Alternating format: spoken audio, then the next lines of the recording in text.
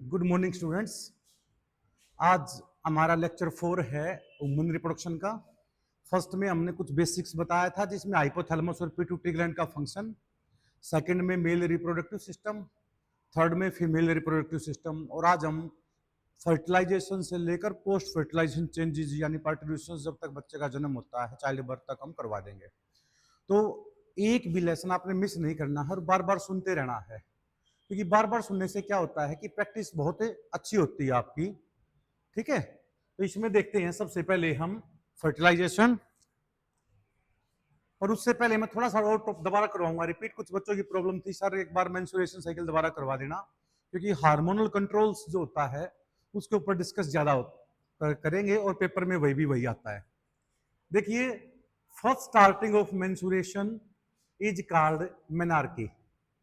ठीक है, तो 12 से 15 साल की जो एज होती है फीमेल के अंदर, तो मेंस्ट्रुएशन स्टार्ट होता है, तो उसको मेनार्की बोलते हैं। और जो लास्ट 45 से 50 साल बाद क्लोज हो जाते हैं, उसके बाद मेंस्ट्रुएशन नहीं होता, उसका नाम होता है, उसको बोलते हैं मेनोपेज। तो मेंस्ट्रुएशन साइकिल में देखिए, हार्मोनल कंट्रोल की हम बात करते हैं, हाइपोथैलेमस और पिट्यूटरी ग्लैंड। देखिए, हाइपोथैलेमस ब्रेन का पार्ट है, ब्रेन का भी पार्टिकुलर फोर ब्रेन का पार्ट है, diencephalon. Forebrain, midbrain, hindbrain तीन होते हैं। फोर ब्रेन के अंदर ओल्फैक्टरी लोब आती है, सेरिब्रम हेमिस्फीयर आता है, और तीसरे नंबर पे आता है डायनेन्सेफेलोन। डायनेन्सेफेलोन के तीन पार्ट होते हैं, एपिथैलेमस अपर पोर्शन, बीच वाला थैलेमस, नीचे वाला आता है बेटा हाइपोथैलेमस। हाइपोथैलेमस न्यूरॉन्स का ही बना हुआ होता है, ब्रेन का ही पार्ट है तो न्यूरॉन्स होंगे ऑब्वियसली। और उसमें से जितने भी हार्मोन निकलते ना उनका नाम होता है न्यूरो हार्मोन। और उसमें से दो हार्मोन जो जैसे हम कहते हैं गोनेडोट्रोफिन रिलीजिंग हार्मोन निकलता है। जो गोनेडोट्रोफिन रिलीजिंग हार्मोन निकलेगा ना, वो हाइपोफाइसिस पोर्टल के थ्रू, हाइपोफाइसिस का मतलब होता है पिट्यूटरी ग्लैंड, पोर्टल मतलब एक ऑर्गन से ब्लड कलेक्ट करे और दूसरे ऑर्गन के थ्रू जाए हार्ट में, उसका नाम होता है पोर्टल सिस्टम। तो हाइपोफाइसिस पोर्टल के थ्रू वो पिट्यूटरी ग्लैंड के थ्रू अपने हार्मोन निकालते हैं, यानी हाइपोथैलेमस निकालता है गोनाडोट्रोफिन रिलीजिंग हार्मोन। जितने भी हार्मोन्स निकलते हैं ना हाइपोथैलेमस से, उनको ट्रोफिक हार्मोन या न्यूरो हार्मोन कहते हैं, क्योंकि न्यूरॉन से बने वो। और जो एंटीरियर लोब ऑफ पिट्यूटरी है, उसमें से दो हार्मोन निकलते हैं। एक तो prolactin hormone, prolactin stimulating hormone, यानी ये निकलता है फीमेल के अंदर, ये मिल्क फॉर्मिंग हार्मोन होता है, इससे मिल्क बनता है भाई। दूसरा होता है एफएसएच और एलएच, गोनाडोट्रोफिन रिलीजिंग हार्मोन के की वजह से पिट्यूटरी ग्लैंड में से दो हार्मोन निकलते हैं। ठीक है, एक का नाम तो होता है एफएसएच, दूसरे का नाम होता है एलएच, फोलिकुलर स्टिमुलेटिंग हार्मोन, दूसरा होता है लुटिनाइजिंग हार्मोन। जैसा कि नाम से ही पता है, फोलिकुलर स्टिमुलेटिंग हार्मोन जो बताया हमने, ठीक है, ये देखिए ध्यान से एक बात बता देते हैं इसको।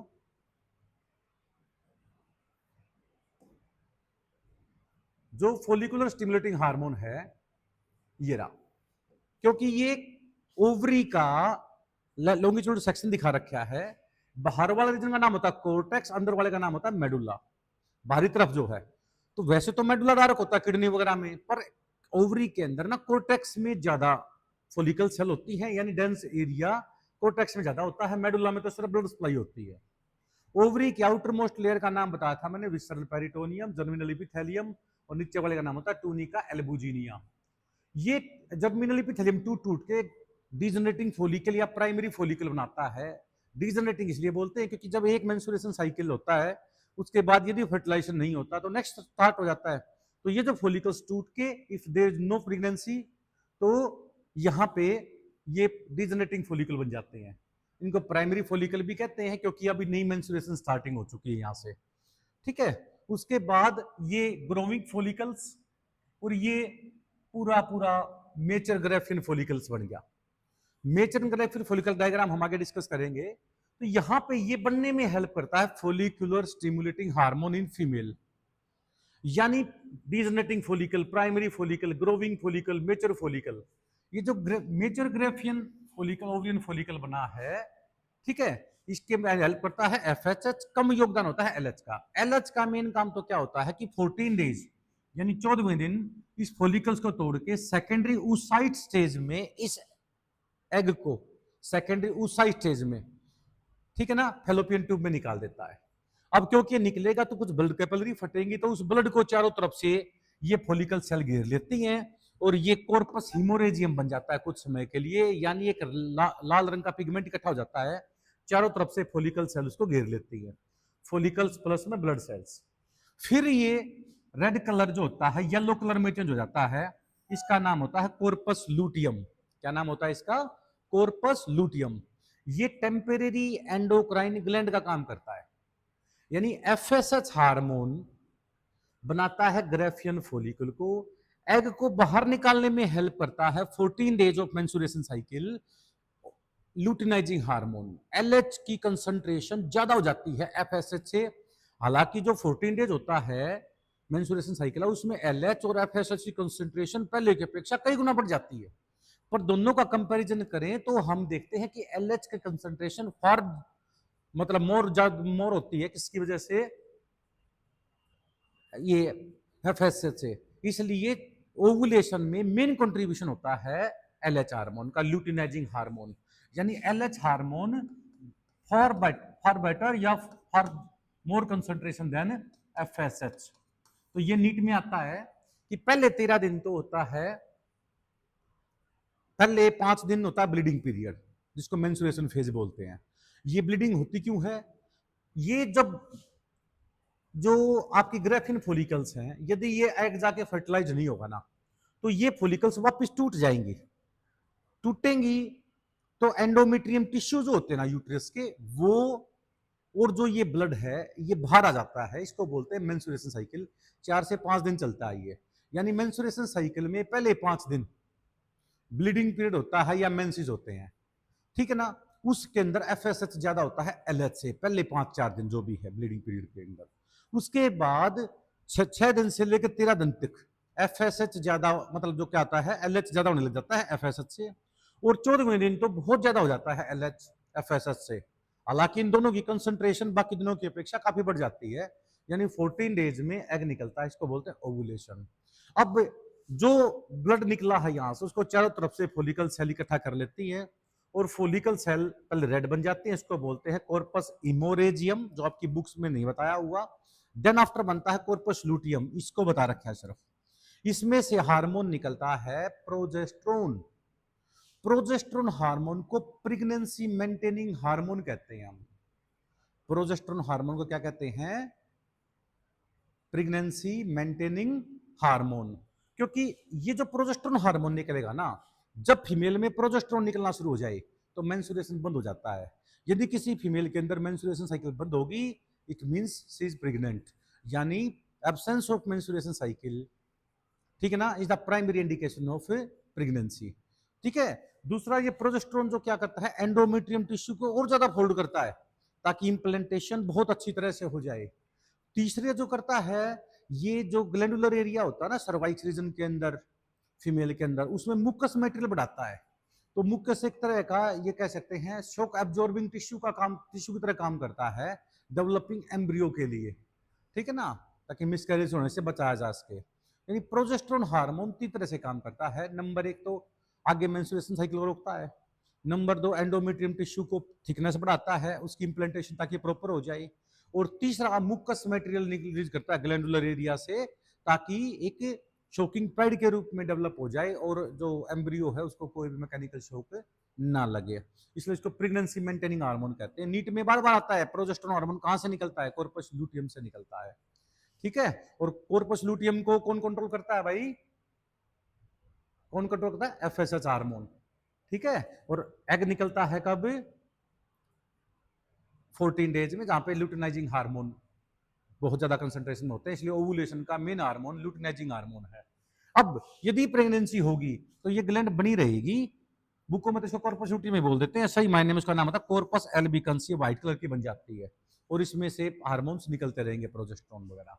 और यदि नहीं होती है तो फिर टूट जाता है। इस तरह से साइकिल चलता रहता है। पहले 5 दिन मेंस्ट्रुएशन फेज, फिर होता है प्रोलिफेरेटिव फेज, फिर ओवुलेशन, फिर पोस्ट ओवुलेशन का नाम होता है ल्यूटियल फेज, ठीक है। इसके अंदर हम देखते हैं, दूसरा मैंने ये बता भी दिया था, दोबारा बता रहा हूं आपको मैं, नर्वस सिस्टम सीएनएस, पीएनएस और एएनएस तीन तरह का होता है central nervous system.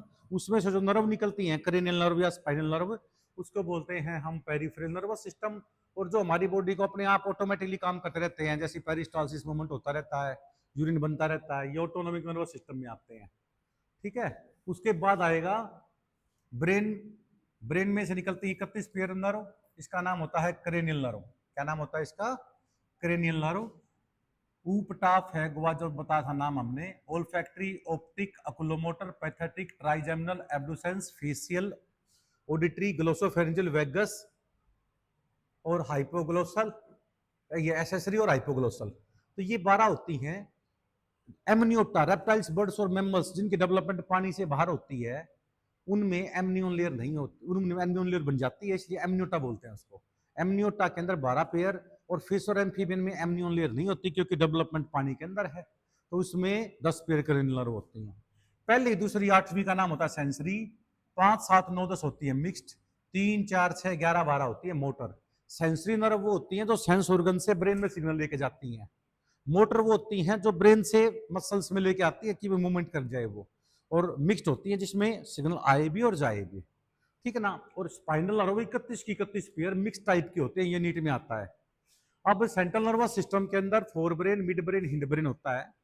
Fore brain का पहला पार्ट है सेरी ओल्फैक्टरी लोब, जो स्मेल से रिलेटेड है। नाक के अंदर जब कोई भी हवा जाती है तो 3 कौंचियां होते हैं जो ठंडी हवा को गर्म करते हैं, सूटेबल बनाते हैं एनवायरनमेंट के अनुसार। दूसरे नंबर पे आता है सेरिब्रम, हमारे ब्रेन दिमाग जो ऊपर से यदि हम निकाल के देखते हैं क्रेनियम कैविटी, तो 2 सेरिब्रम हेमिस्फीयर होते हैं, बीच में होता है कॉर्पस कोलोसम। ठीक है, ये पहचान होती है मैमल्स की। इसे जितना बड़ा सेरिब्रम होगा उतनी इंटेलिजेंसी होती है। तीसरे नंबर पर था डायनेन्सेफलोन। डायनेन्सेफलोन के 3 पार्ट होते हैं, एपिथैलेमस, थैलेमस और हाइपोथैलेमस। इन टॉपिक्स को मैं बार बार इसलिए रिपीट कर रहा हूं ताकि देखते ही देखते आप जब वीडियो देख रहे हैं उसी टाइम याद हो जाए। ठीक है ना, क्योंकि बार बार क्वेश्चन आते हैं, दिमाग में कॉन्सेप्ट क्लियर होना चाहिए कि ये जो हाइपोथैलेमस है ना, ये न्यूरॉन्स का बनता है, इसमें से जो हार्मोन निकलते हैं न्यूरॉन बोलते हैं, क्योंकि हाइपोथैलेमस कंट्रोल करता है पिट्यूटरी को। पिट्यूटरी को मास्टर ग्लैंड बोलते हैं।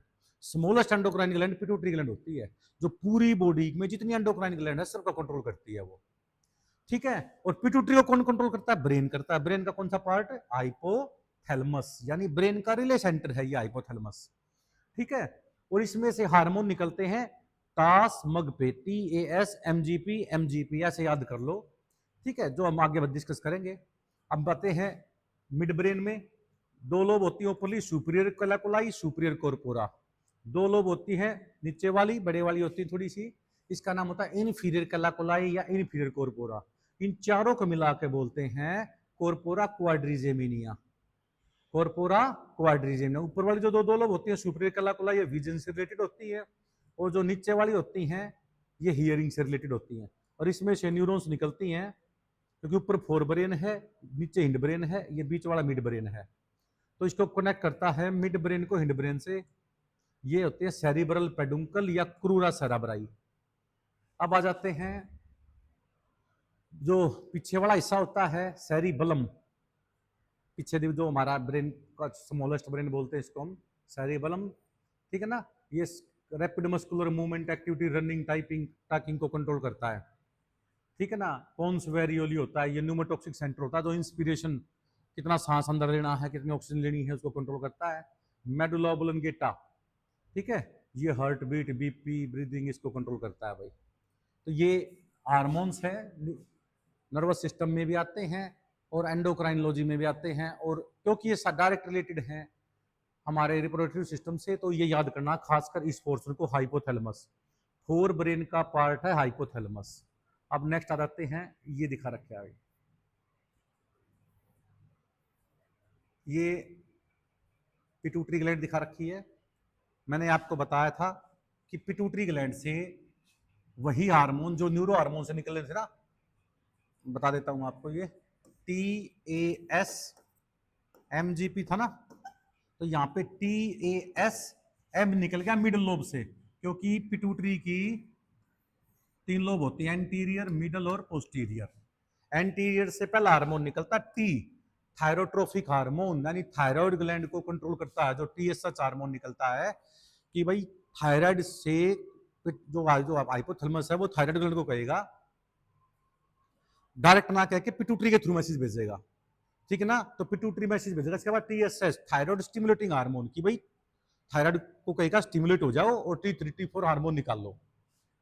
दूसरा होता है एड्रिनल ग्लैंड को कहेगा, एड्रिनोकोर्टिकोइड्स बोलते हैं, किडनी के ऊपर ग्लैंड होती है एड्रिनल ग्लैंड, ठीक है। इसको 4S ग्लैंड भी बोलते हैं, इसको ग्लैंड ऑफ इमरजेंसी भी बोलते हैं, फियर फाइट और फ्लाइट 3F ग्लैंड भी बोलते हैं इसको। नेक्स्ट आता है सोमेटोट्रोफिक, ये डायरेक्ट बॉडी टिश्यू के ऊपर काम करता है ग्रोथ करने के लिए। एम से निकल गया बेटा मिलेनोसाइट, मिलेनिन पिगमेंट जो स्किन में बनता है ना, जो अल्ट्रावायलेट लाइट से बताता ताकि कैंसर ना हो जाए हमारे को। और जीपी, ये जो दो हार्मोन है ये यूज है हमारे रिप्रोडक्टिव सिस्टम में। गोनेडोट्रोफिन, यानी दो तरह का होगा, एफएसएच और एलएच। एफएसएच काम करता है फॉलिकल को बनाने के लिए और एलएच ल्यूटिनाइजेशन, उसको ओवुलेशन को निकालने के लिए। मेल रिप्रोडक्टिव सिस्टम में भी एफएसएच एलएच काम करते हैं। नीट में बार बार क्वेश्चन पूछा जाता है, याद करने का तरीका बताता हूं। जो पिट्यूटरी ग्लैंड की एंटीरियर लोब ऑफ पिट्यूटरी से एलएच हार्मोन निकलता है ना, ये मेल के अंदर लिडिक सेल के ऊपर काम करता है। एल से एलएच, एल याद रख लो, यानी ल्यूटिनाइजिंग जो हार्मोन है ये लिडिक सेल के ऊपर काम करेगा। सेमनीफेरियस ट्यूबुल से बाहर जो सेल होती है उसको लिडिक सेल या इंटरस्टिटियल सेल कहते हैं। उसमें से टेस्टोस्टेरोन निकलता है, एंड्रोजन निकलता है।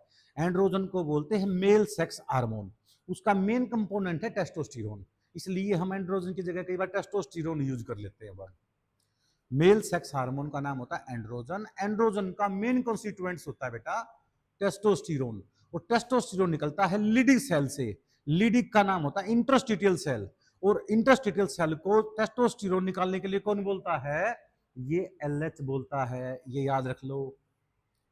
गोनेडोट्रोफिन तो निकलेगा हाइपोथैलेमस से, हाइपोथैलेमस सिग्नल भेजेगा पिट्यूटरी को, पिट्यूटरी से गोनेडोट्रोफिन रिलीजिंग हार्मोन निकलते ही उससे निकलेगा एलएच और एफएसएच। एलएच काम करेगा मेल, हमारे अंदर रिप्रोडक्टिव सिस्टम जो है टेस्टिस, टेस्टिस के अंदर टेस्टिकुलर लोब, एक टेस्टिकुलर लोब के अंदर 1 से 4-5 सेमनीफेरस ट्यूबुल्स, सेमनीफेरस ट्यूबुल्स, दो सेमनीफेरस ट्यूबुल्स के बीच में जो सेल होती है उसको लिडिक सेल या इंटरस्टिटियल सेल कहते हैं, और इंटरस्टिटियल सेल से निकलता है एंड्रोजन, टेस्टोस्टेरोन।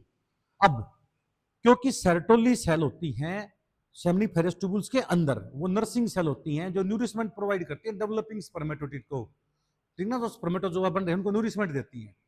तो वहां वो केमिकल, वहां से जब ये एफएसएच निकलेगा ना तो सर्टोली सेल के अंदर बनेगा एंड्रोजन बाइंडिंग प्रोटीन। वो एंड्रोजन यानी टेस्टोस्टेरोन को स्टोर कर लेगा, जो बनी किससे थे, इंटरस्टिटियल सेल से जो बने थे। तो स्टोर करते ही स्पर्मेटोजेनेसिस प्रोसेस क्या हो जाती है बेटे, स्टार्ट हो जाती है, ये याद रख लो। दूसरा, ये पोस्टीरियर लोब ऑफ पिट्यूटरी से दो हार्मोन निकलते हैं, एक तो ऑक्सीटोसिन, ये मिल्क इजेक्टिंग हार्मोन होता है, मिल्क इजेक्टिंग हार्मोन। देखो मिल्क फॉर्मिंग हार्मोन तो था प्रोलैक्टिन, इससे तो मिल्क बनता है, यानी फॉर्म होगा, ब्रेस्ट डेवलपमेंट होगी और मिल्क बनेगा इसमें। इस ऑक्सीटोसिन से मिल्क इजेक्टिंग हार्मोन होता है। इसको डेयरी वगैरह में भी लोग ऑक्सीटोसिन का इंजेक्शन लगा के गाय भैंस से जो होता है दूध निकालते हैं जबरदस्ती, जो कि क्राइम है अब तो इसको यूज करना। तो ऑक्सीटोसिन से लेबर पेन स्टार्ट होते हैं, जैसे मस्कुलर मूवमेंट होगी तो जो और ज्यादा ऑक्सीटोसिन निकलेगा, इससे बच्चा एक्सपल्ज आउट होता है, यानी बच्चे का जन्म होता है, ठीक है ना। तो नेक्स्ट आता है एडीएच हार्मोन, ये एंटी डायरेक्टिक हार्मोन होता है, शुगर लेवल नॉर्मल रहता है बेटा इससे। पिट्रूसिन भी बोलते हैं, वेसोप्रेसिन भी बोलते हैं। इसकी कमी से डायबिटीज मिलिटस नहीं होती, डायबिटीज इंसिपिडस होती है। डायबिटीज इंसिपिडस में बहुत ज्यादा प्यास लगती है, यूरिन आउटपुट बढ़ती है, शुगर लेवल नॉर्मल रहता है। और बीटा सेल जो पेनक्रियास में आइसोलेटोप्लेंगर हंस होता है एंडोक्राइन पोर्शन, उसमें बीटा सेल से इंसुलिन ना निकले तो डायबिटीज मिलिटस टाइप ए बीमारी होती है, और न्यूक्लियर काम ना करे तो डायबिटीज मिलिटस टाइप 2 डायबिटीज की बीमारी होती है, वो डायबिटीज मिलिटस है, ये डायबिटीज इंसिपिडस है एडीएच हार्मोन की कमी से। ये भी नीट में आता है, इसलिए मैं इन टॉपिक को बार बार रिपीट कर रहा हूं ताकि आपको प्रॉब्लम ही ना आए। लेबर पेन स्टार्ट किसकी वजह से होता है, ऑक्सीटोसिन। डॉक्टर्स भी क्या करते हैं, जब किसी फीमेल को चाहिए कि आज ही जन्म देना है बच्चे को, तो वो क्या करते हैं, ऑक्सीटोसिन का इंजेक्शन ही देते हैं वो। तो ऑक्सीटोसिन की कंसंट्रेशन देके लेबर पेन स्टार्ट हो जाते हैं बेटे। नेक्स्ट है देखो पेनक्रियास की आइसोलेट ऑफ लैंगरहंस की बीटा सेल से इंसुलिन निकलता है, उसका मेन काम होता है एक्सेस ग्लूकोज को ग्लाइकोजन में बदलना, जिसमें निकलेगा ही नहीं या निकलने के बाद काम नहीं करेगा तो एक्सेस ग्लूकोज ग्लाइकोजन में नहीं बदलेगा और वो एक्सेस ग्लूकोज यूरिन के थ्रू पास हो जाएगा। इसलिए ऐसे आदमी के यूरिन में शुगर होती है, ठीक है। तो इसका नाम होता है डायबिटीज मिलिटस, शुगर की बीमारी, मधुमेह की बीमारी बोलते हैं इसको। खाली पेट यदि हम शुगर टेस्ट करते हैं ब्लड का तो 100 मिलीग्राम पर 100 ml होना चाहिए खाली पेट। यदि इससे ज्यादा है तो शुगर है उसको, तो उसके लिए टेस्ट होता है HbA1c। HbA1c टेस्ट होता है बेटा, वो करवा लेना चाहिए। HbA1c इसका लेवल यदि 6 से नीचे है तो शुगर कंट्रोल में है, 6 से ऊपर आ गया तो शुगर है उसको। पिछले 3 महीने का रिकॉर्ड आ जाता है इसमें, कि आज कंट्रोल नहीं है, पिछले 3 महीने में कितनी शुगर रही है उसका टेस्ट आ जाता है। अच्छा टेस्ट है, काफी करवा लेना चाहिए। पेरेंट्स बड़े हो जाए ना तो उनका करवाते रहो बेटा। एक दिखा रखा भाई बोनापना यानी ड्वार्फनेस 3 तरह से होती है। एडिशनल क्वेश्चन ना बता देता हूँ। एक तो सोमेटोट्रोफिक, जो पिट्यूटरी ग्लैंड से सोमेटोट्रोफिक हार्मोन निकलता है ना, इसको ग्रोथ हार्मोन बोलते हैं, बॉडी टिश्यू के ऊपर डायरेक्ट काम करता है। इसकी कमी ये हो जाए तो बोल देंगे इसको पिट्यूटरी ड्वार्फिज्म। दूसरा थायराइड ग्लैंड से निकलता है T3 T4, tri iodoxy thyroxine tetra iodoxy thyroxine hormone बोलते हैं। ये बॉडी के बीएमआर को कंट्रोल करता है, बेसल मेटाबॉलिक रेट को कंट्रोल करता है। जिस भी बच्चे के अंदर ये थायरोक्सिन हार्मोन नहीं निकले तो ऐसा बच्चा ड्वार्फ रह जाता है, ग्रोथ नहीं होती उसकी प्रॉपर। इसका नाम होता है थायराइड ड्वार्फिज्म। और जेनेटिकली यदि मम्मी पापा की दोनों की हाइट कम है, बच्चा भी की हाइट कम रहेगी, उसको बोलते हैं जेनेटिकली ड्वार्फिज्म, ठीक है। दूसरा कॉर्पस लूटियम, ल्यूटिन पिगमेंट होता है उसके अंदर, येलो पिगमेंट होता है जो कि आरबीसी के टूटने से ही बनता है, ठीक है। इसमें से क्या करता है 90% तो हार्मोन निकलते हैं प्रोजेस्टेरोन। प्रोजेस्टेरोन को मैंने बताता प्रेगनेंसी मेंटेनिंग हार्मोन होता है बेटा ये। और प्रेगनेंसी मेंटेनिंग हार्मोन क्या करेगा, एंडोमेट्रियम टिश्यू को प्रॉपर डेवलप करेगा, मुकस मटेरियल ज्यादा निकाल लेगा, प्रेगनेंसी को मेंटेन करेगा। और ये मान के चलिए ज्यादा ग्लैंडुलर मुकस मटेरियल निकालने के बाद एक जो होता है शोकिंग पैड के रूप में, शोकिंग ऑयल के रूप में यूज हो जाता है, ये फ्लूइड इकट्ठा हो जाता है ताकि मैकेनिकल जो होती है उसको सपोर्ट मिल सके, कोई भी उसके अंदर जर्क वगैरह ना लगे। एक होता है इसके अंदर क्या नाम है, तीसरा काम होता है नेक्स्ट मेंस्ट्रुएशन साइकिल को बंद कर देना। फिर कोस्पर्स लूटियम से एक हार्मोन निकलता है एस्ट्रोडायल। ये भी क्या करता है भाई, ब्रेस्ट डेवलपमेंट, बच्चे के अंदर ब्लड सप्लाई जो होती है, मतलब जो क्या कहते हैं इसके, जो मेटरनल ब्लड से केमिकल जितने भी जाते हैं बच्चे के अंदर न्यूट्रिशन, उसके फ्लो में हेल्प करता है ये। और एक होता है रिलैक्सिन हार्मोन। वैसे रिलैक्सिन हार्मोन प्लेसेंटा से भी निकलता है और कॉर्पस लूटियम से भी निकलता है बेटा।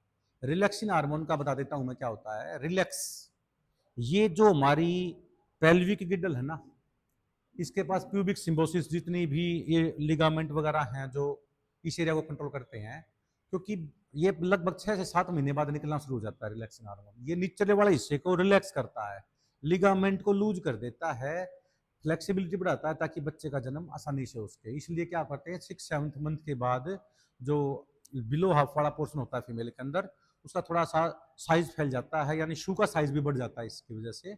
तो ये होता है इसलिए नेचुरल, ताकि बच्चे का जन्म नेचुरल तरीके से आसानी से हो सके, सिजेरियन की जरूरत ना पड़े, ठीक है। नेक्स्ट आता है भाई, ये हमने करवा दिया था। अब आते हैं, हाँ ये देखो ध्यान से, हार्मोनल कंट्रोल। हाइपोथैलेमस से ब्रेन का जो पोर्शन था हाइपोथैलेमस, उससे निकला गोनेडोट्रोफिन रिलीजिंग हार्मोन। क्या निकला, gonadotrophin releasing hormone. Anterior Lobo pituitary से निकला LH और FSH। LH ने तो ओवुलेशन में हेल्प किया और बेटा FSH ने काम किया ओवरी में ग्रेफिन फॉलिकल बनाने के लिए, ठीक है। तो ये फिर इसमें से एस्ट्रोजन और प्रोजेस्टेरोन भी निकलते हैं जो कि प्रेगनेंसी मेंटेन करते हैं। यदि पूरे हो जाएं तो पॉजिटिव फीडबैक बोलते हैं, ठीक है ना, कि और निकाल लो। और यदि ज्यादा हो जाएं तो नेगेटिव फीडबैक, ताकि और आगे हार्मोन ज्यादा ना निकले। नेक्स्ट आता है, यदि ब्रेस्ट के अंदर कैंसर हो जाए तो मैसेक्टोमी करवाते हैं, ब्रेस्ट को ही हम रिमूव करवा लेते हैं भाई। नेक्स्ट आता है amenorrhoea. absence of menstruation cycle, menorrhagia excessive menstruation, dysmenorrhoea होता है पेनफुल menstruation। ये मैंने बताया था आपको। डेवलपमेंट ऑफ मेल गैमेटोफाइट, सबसे पहला होता है ग्रोथ होती है, मल्टीप्लिकेटिव फेज 1 से 2, 2 से 4, 4 से 8, माइटोसिस डिवीजन से डिवाइड करती रहती है। ए टाइप की वो होती है जो टाइप आगे भी डिवाइड करते रहे, टाइप बी होती है जो आगे डिवाइड ना करे, वो गैमेट बनाने लग जाए, टाइप बी सेल। फिर वो इनलार्ज हो जाती है खा पी के, उसका नाम होता है प्राइमरी स्पर्मेटोसाइट। फिर इस होता है इसका मियोसिस डिवीजन, ये मियोसिस 1, ये मियोसिस 2। मियोसिस 1 का नाम होता है बेटा reductional division, number of chromosome half हो जाते हैं, और इसमें नंबर ऑफ क्रोमोसोम सेम रहते हैं, इसका नाम होता है इक्वेशनल डिवीजन। ये प्राइमरी सप्रमेटोसाइट, ये सेकेंडरी सप्रमेटोसाइट, ये सप्रमेटिड। नॉन मोटाइल सप्रमेटिड बन जाना सप्रमेटोजेनेसिस कहलाता है, और नॉन मोटाइल से मोटाइल बनना सप्रमियोजेनेसिस कहलाता है, सप्रमियोजेनेसिस प्रोसेस। एक मियोसिस से बेटे 4 बनते हैं, यानी क्वेश्चन कई बार ऐसे घुमा लेते हैं कि एक प्राइमरी सप्रमेटोसाइट से कितने सेकेंडरी बनेंगे, 2। यदि हमारे पास 100 प्राइमरी हैं सप्रमेटोसाइट तो कितने सेकेंडरी बनेंगे, 200। कितने सप्रमेटिड बनेंगे, 400। 400 सप्रमेटिड हैं तो 400 ही स्पर्मेटोजोआ बनेंगे, क्योंकि एक स्पर्म जो क्या नाम है, या बोलते हैं इसको, एक सप्रमेटिड से, एक नॉन मोटाइल से एक मोटाइल स्पर्म बनता है। तो 1000 स्पर्म चाहिए तो 1000 ही हमारे को स्पर्मेटिड चाहिए, 500 हमारे को सेकेंडरी स्पर्मेटोसाइट चाहिए, और 250 हमारे को प्राइमरी स्पर्मेटोसाइट से लेंगे। यानी एक से ये 2 बनते हैं सेकेंडरी, और 2 से बनते हैं 4, और एक स्पर्मेटिड से एक स्पर्मेटोजोआ बनता है। तो ये तो यहां तक तो होता है सप्रमेटोजेनेसिस, और नॉन मोटाइल से मोटाइल बनना सप्रमियोजेनेसिस प्रोसेस कहलाता है। नेक्स्ट आता है भाई, ये दोबारा आ गया, लिख लिया ये, यानी नॉन मोटाइल तक बनना सप्रमेटो। सप्रमेटो में 3 फेज होते हैं, मल्टीप्लिकेटिव फेज, ग्रोथ फेज, और मैच्योरेशन फेज। और सप्रमियोजेनेसिस के अंदर क्या होता है, स्पर्मियोजेनेसिस के अंदर क्या देखेंगे हम कि नॉन मोटाइल से मोटाइल बन जाना, स्पर्मेटिड से स्पर्मेटोजोआ बन जाना। माइटोकॉन्ड्रिया स्पर्म के अंदर, माइटोकॉन्ड्रियल फॉर्मेशन जो क्या बनता है ये भाई, स्पर्म नेबनकर्न वगैरह जो होते हैं वहां बनता है। वैसे मैंने बताई थी आपको, ये वास्तव में जब इसकी डेवलपमेंट हम देखेंगे ना, तो ऊपर वाले का नाम तो है नेबनकर्न जो दिखा रखा है, ये माइटोकॉन्ड्रियल तो देखो यहाँ बनेंगे इसके अंदर, ये मान के चलो आप। ये इसके अंदर देखिए स्पर्म के अंदर 2 चीजें ध्यान रखो, एक तो होता प्रोक्सिमल सेंट्रियोल बेटे, दूसरा नंबर होता डिस्टल सेंट्रियोल। पहले तो ये रिसर्च का विषय था कि सेंट्रियोल का काम क्या होता है इसके अंदर। स्पर्म के अंदर हेड, नेक, मिडल पीस और टेल 4 पोर्शन होते हैं। प्रोक्सिमल सेंट्रियोल जाता है जब ये न्यूक्लियस जो फ्यूज होता है ना फीमेल के साथ, फीमेल के एग के साथ, तो जाइगोट बनता है। अब जाइगोट डिवाइड जब करेगा, जब ये प्रोक्सिमल सेंट्रियोल 1 से 2 पोलर बॉडी बना देगा, और फिर एस्टर फॉर्मेशन होगी, ठीक है ना, और तब जाके वो डिवाइड करेगा, क्लीवेज होगा।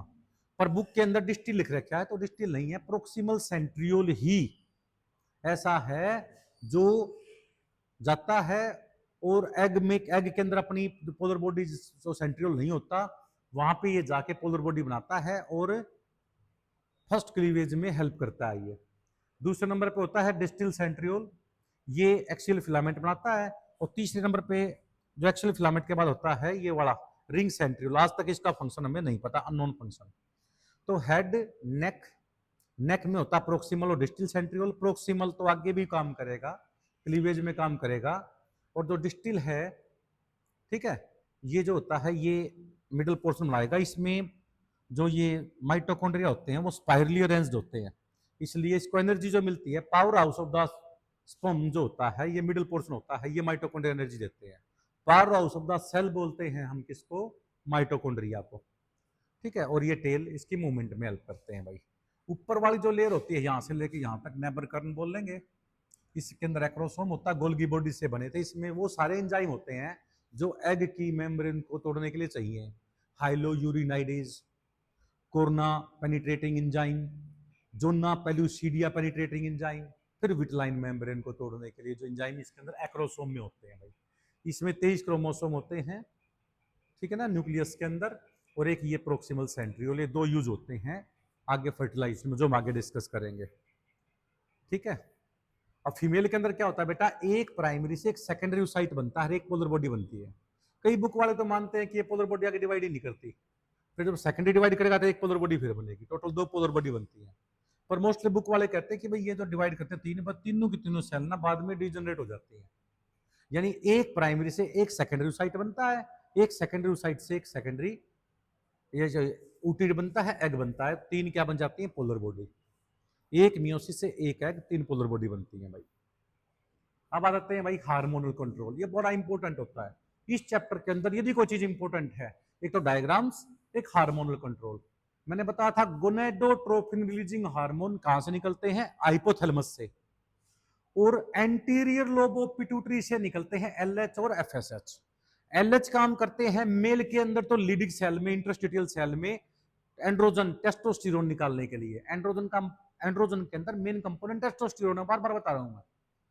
और एफएसएच काम करता है सर्टोली सेल में, चिमनी फेरस ट्यूबुल्स में जो सर्टोली सेल है जो सप्रम को न्यूरिशमेंट देता है, उसमें जाके एंड्रोजन बाइंडिंग प्रोटीन बनवाते हैं ये। और एंड्रोजन बाइंडिंग प्रोटीन जो इंटरस्टिशियल सेल में टेस्टोस्टेरोन बनाता है उसको स्टोर करने लग जाते हैं। उस टेस्टोस्टेरोन का लेवल स्टोर होते ही बढ़ते ही थोड़ा सा सप्रमेटोजेनेसिस प्रोसेस बेटे स्टार्ट हो जाती है। ठीक है ना, पहले सप्रमेटो होगी, फिर सप्रमियो होगी, और स्पर्म का निकलना बाहर इस सप्रेमिएशन बोल देंगे। और स्पर्म अकेला नहीं निकलता, स्पर्म के साथ सेमिनिफेरस ट्यूबुल्स, जो सेमिनिफेरस ट्यूबुल्स से जो स्पर्म आए वो निकले बाहर ट्यूबुली रेक्टी से, ट्यूबुली रेक्टी से बाहर रेक्टी टेस्टिस आ गया, रेक्टी टेस्टिस एक जाल सा होता है, ठीक है ना, जो अपनी क्या नाम ट्यूबुल्स लाइक स्ट्रक्चर। उसके बाद वासा इफेरेंसिया, वासा इफेरेंसिया से बाद आ गया एपिडाइडमस में, वहां पे स्टोर हो गए कैपुट, कॉर्पस और कोजा। तीन तरह के एपिडाइडमस पार्ट होते हैं, ऊपर वाले का नाम होता है कैपुट, बीच वाले का नाम कॉर्पस, नीचे वाले का नाम कोजा। कोजा खुल जाता है वासा डिफरेंसिया में, और वासा डिफरेंसिया को यदि हम काट दें उसका नाम होता है वेसेक्टोमी, परमानेंट स्टेरिलिटी आ जाती है इससे। और फीमेल के अंदर एफएसएच फॉलिकल, ग्राफिन फॉलिकल बनाता है और मेचर ग्राफिन फॉलिकल करने में हेल्प करता है, और एलएच ओवुलेशन में हेल्प करता है। ठीक है। अब आते हैं FSH stimulate growth of graphene follicles, और सेकेंडरी साइज स्टेज में बाहर निकाल देता है कौन सा, एलएच। इसलिए एलएच क्या करेगा, it cause ovulation, it cause ovulation. यानी ये ध्यान से देखो, मैं बार बार इसको रिपीट इसलिए कर रहा हूं बेटे याद हो जाए। फॉलिकल्स बनेंगी किसकी वजह से, एफएसएच की वजह से, और एलएच क्या करेगा, एलएच कोज ओवुलेशन। ठीक है। और LH develop into corpus luteum, ये क्या बोलेगा, ये Graafian follicles stimulated by LH to develop corpus luteum. Corpus luteum को बोलते हैं येलो बॉडी, इसमें से निकलता प्रोजेस्टेरोन हार्मोन, और प्रोजेस्टेरोन हार्मोन क्या करेगा, एफएसएच एलएच हार्मोन को आगे बढ़ने नहीं देगा, ये इससे मेंस्ट्रुएशन बंद हो जाएगा। प्रोजेस्टेरोन कैसे कंट्रोल करता है कि नेक्स्ट मेंस्ट्रुएशन ना हो, क्योंकि प्रोजेस्टेरोन को हम प्रेगनेंसी मेंटेनिंग हार्मोन कहेंगे। मैंने बताया था प्रोजेस्टेरोन के तीन फंक्शन होते हैं प्रोजेस्टेरोन के। पहला तो क्या होता है, एफएसएच और एलएच हार्मोन को निकालना बंद कर देना ताकि नेक्स्ट मेंस्ट्रुएशन ना हो। एंडोमेट्रियम टिश्यू की थिकनेस बढ़ा देना ताकि इंप्लांटेशन प्रॉपर रहे। तीसरा उसके अंदर जो मुकस ज्यादा निकाल देना सर्वाइक्स और वेजिनल ट्रैक के अंदर, ठीक है ना, ताकि शोकिंग फ्लूइड के रूप में भी वो काम करे। और प्रेगनेंसी तो क्या होता है, पूरा प्रेगनेंसी तक ये निकलता रहता है प्रोजेस्टेरोन। प्रोजेस्टेरोन निकलता है कॉर्पस लूटियम से, और कॉर्पस लूटियम को कौन मोटिवेट करता है कि ये बने, लूटिनाइजिंग हार्मोन। यानी एफएचएच तो ग्राफिन फॉलिकल से मेचर ग्राफिन फॉलिकल काम बनाएगा, और एलएच क्या करेगा, ओवुलेशन में हेल्प करेगा, और कॉर्पस लूटियम को मेंटेन करने में हेल्प करता है। और कॉर्पस लूटियम क्या करेगा, देखो तरीका देखो कितने कितने काम हो रहे हैं। आई ब्रेन कंट्रोल कर रहा है हाइपोथैलेमस को, हाइपोथैलेमस से निकला gonadotrophin releasing hormone, gonadotrophin releasing hormone ने कहा एंटीरियर लोब ऑफ पिट्यूटरी से, वहां से निकला एफएसएच और एलएच। एफएसएच ने ग्राफिन फॉलिकल्स को कहा मेचर ग्राफिन फॉलिकल बनो पहले 13 दिन में, और 14वें दिन काम ले लिया किसने ज्यादा, एलएच ने, उससे ओवुलेशन हो गया। ओवुलेशन होने के बाद क्या किया, कुछ अमाउंट में वैसे एफएसएच और मैक्सिमम काम करता है एलएच। इसने कॉर्पस लूटियम को मेंटेन किया, स्टिमुलेट किया बनाने के लिए, क्योंकि ग्राफिन फॉलिकल ने पहले ब्लड को घेर लिया, कॉर्पस हिमोरेजियम, फिर कॉर्पस लुटियम बना। कॉर्पस लुटियम से निकला प्रोजेस्टेरोन, और प्रोजेस्टेरोन ने प्रेगनेंसी को मेंटेन किया, एफएसएच एलएच की कंसंट्रेशन को रोक के। हालांकि एलएच ने इसको बनाने में हेल्प किया था, पर अब इसने एलएच के फंक्शन को रोक दिया ताकि नेक्स्ट मेंस्ट्रुएशन ना हो। और यदि फर्टिलाइजेशन नहीं होता, ठीक है ना, तो फिर क्या होता है, जो सेकेंडरी साइड फर्टिलाइजेशन हुआ तो ये दोबारा रीजनरेट होके वही मेंस्ट्रुएशन साइकिल दोबारा चल जाएगी। तो ये देखिए कहाँ पे हाइपोथैलेमस, कहाँ पिट्यूटरी से एफएसएच एलएच, कहाँ एलएच ने काम किया कॉर्पस लुटियम के ऊपर, कॉर्पस लुटियम ने निकाला प्रोजेस्टेरोन। ठीक है, तो ये थोड़ा सा देख लो, ये याद करना आपको। आप देखिए ध्यान से भाई, ये कोरोना रेडिएटा लेयर, ठीक है, corona radiata, zona pellucida, perivitelline space, vitelline membrane, ooplasm, nucleus, nucleolus. तो ये आता है एग का डायग्राम भाई। चलो अब हम करवाएंगे, ये देखिए प्रोक्सिमल सेंट्रियोल भाई और डिस्टल प्रोक्सिमल सेंट्रियोल, ठीक है ना। ये जो प्रोक्सिमल सेंट्रियोल है, ये बना है जो यहाँ पे, ये आगे क्लीवेज में हेल्प करेगा। गोल्गी बॉडीज की सहायता से ही एक्रोसोम बनता है भाई। 4 पोर्शन होते हैं स्पर्म के, हेड, नेक, मिडल पीस और टेल। हेड में होता है एक्रोसोम, हेड में एक्रोसोम, ऊपर वाली शीट का नाम होता है नेबनकर्न, नीचे वाले का नाम होता है मेंचेटी, और हेड रीजन के जस्ट नीचे और मिडल पीस के बराबर बीच में छोटा सा एक रीजन होता है, उसको नेक रीजन बोलते हैं। उसमें 2 प्रोक्सिमल सेंट्रियोल और डिस्टल सेंट्रियोल होते हैं। प्रोक्सिमल तो आगे क्लीवेज में हेल्प करेगा, डिस्टल फिलामेंट बनाएगा, ठीक है। और ये मिडल पीस, इसमें माइटोकॉन्ड्रिया स्पाइरली अरेंज होते हैं जो एनर्जी देते हैं, और लास्ट में होता है टेल फाइबर्स।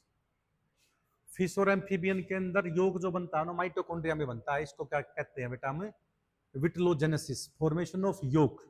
और रेप्टाइल्स, बर्ड्स और मैमल्स में लीवर में बनता है बेटा ये।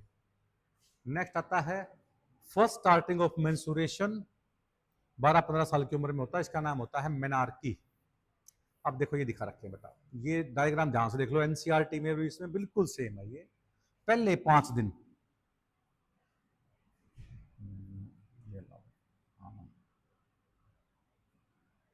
पहले 5 दिन जो ब्लीडिंग पीरियड होता है, इसमें एफएसएच हार्मोन ज्यादा होता है, यानी इसके अंदर एफएसएच हार्मोन ज्यादा होता है एलएच से। बाकी हर जगह एलएच ज्यादा मिलेगा। एक तो ये क्वेश्चन होता है हार्मोन में। और ये डेवलपिंग ग्रेफिन फॉलिकल बन गया भाई। इसमें कौन सा हार्मोन काम करता है, मैंने बताया था एफएसएच काम करता है।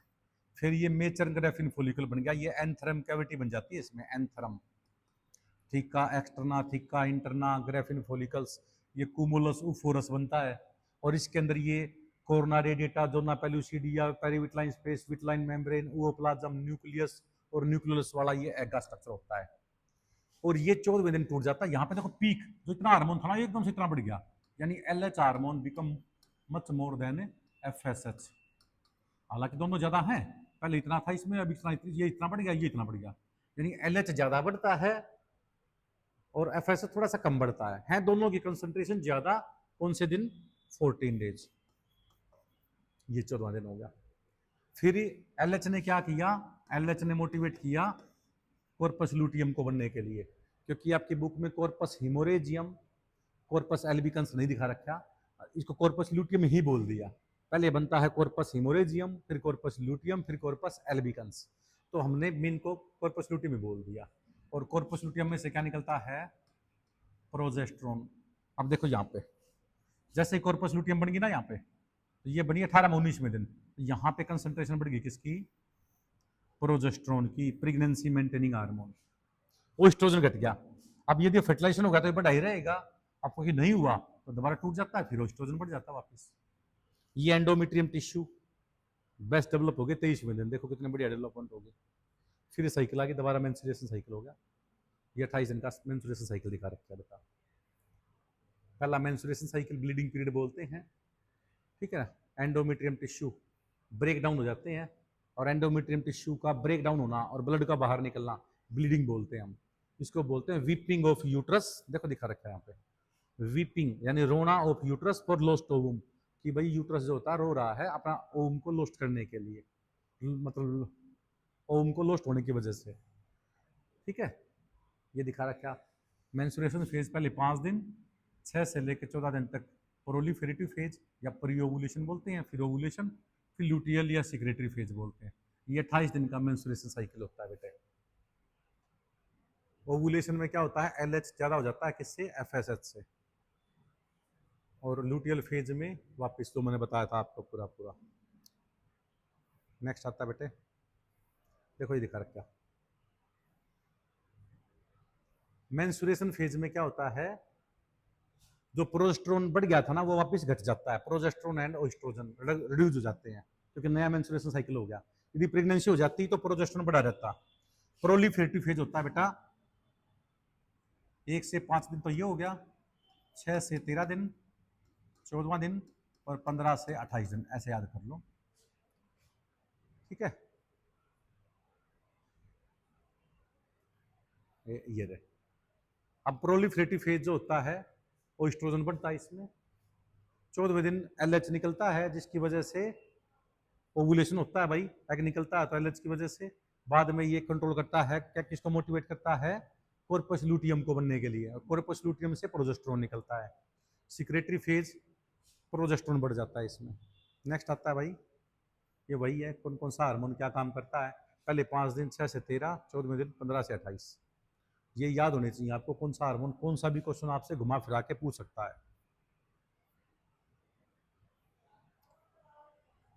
अब आ जाते हैं बेटा फर्टिलाइजेशन पे। किस पे आते हैं, फर्टिलाइजेशन पे।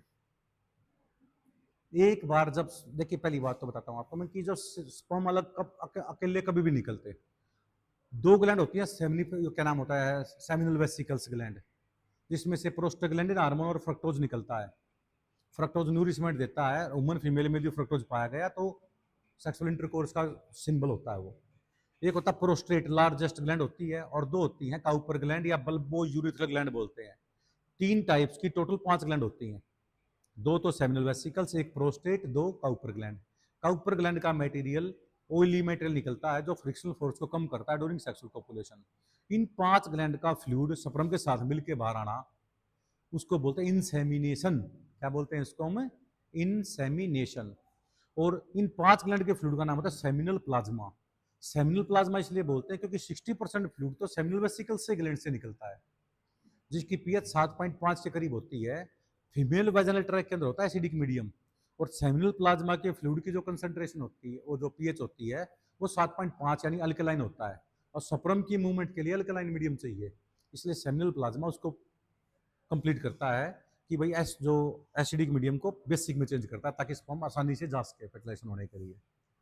और वैसे बता देता हूँ मैं कि जो स्पर्म की जो मूवमेंट की रेट होती है 1.5 से 3 मिलीमीटर पर मिनट की स्पीड से होता है।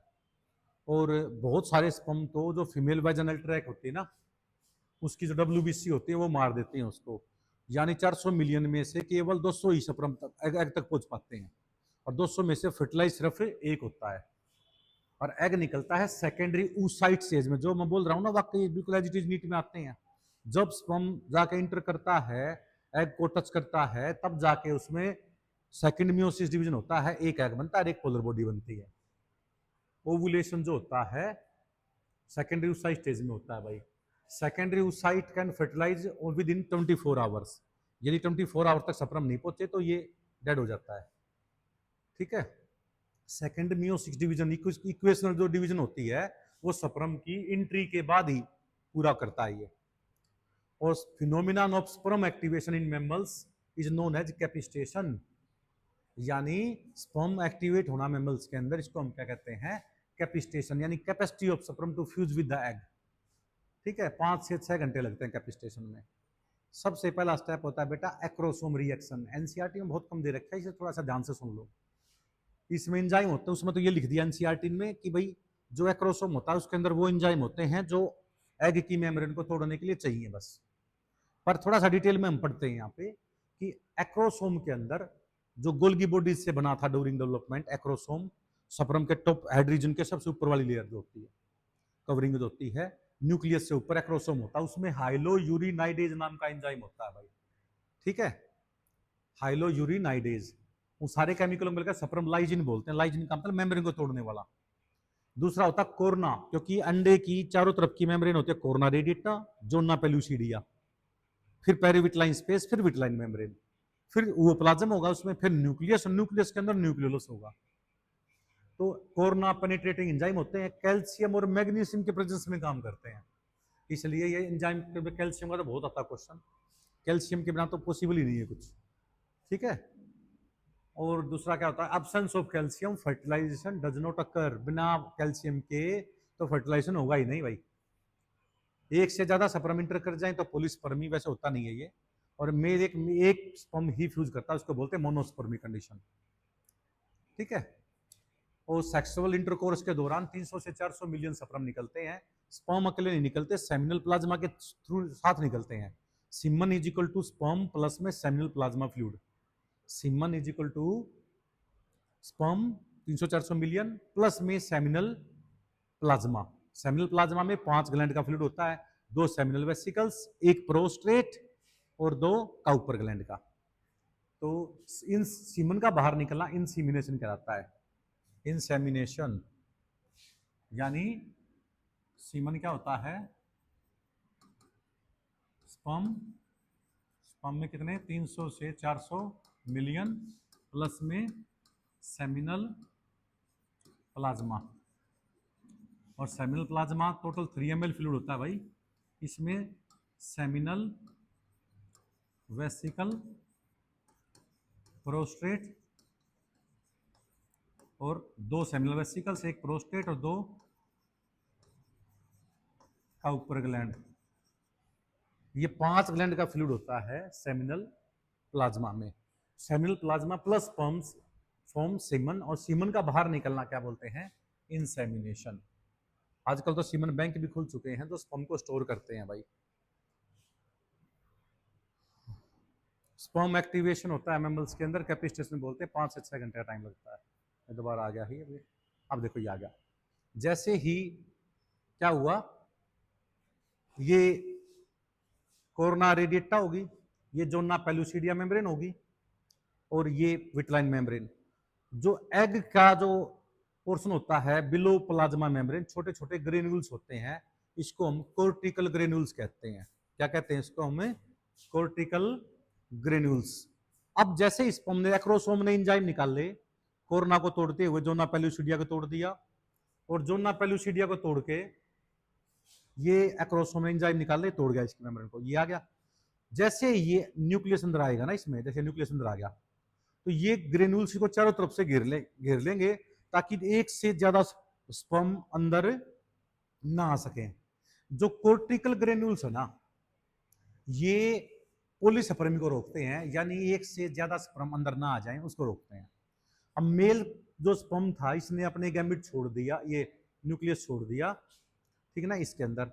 ये फीमेल के अंदर जो एग था, जो ये न्यूक्लियस है उसका, एग का जो न्यूक्लियस है वहां पे आ गए, और फिर दोनों आपस में क्या हो जाएंगे, ये फ्यूज हो जाते हैं, ठीक है। और मेल प्रोन्यूक्लियस फीमेल प्रोन्यूक्लियस साथ फ्यूज हो गया, कैरियोगेमी हो गया, मिक्सिंग हो गया दोनों, और जाइगोट बन गया भाई।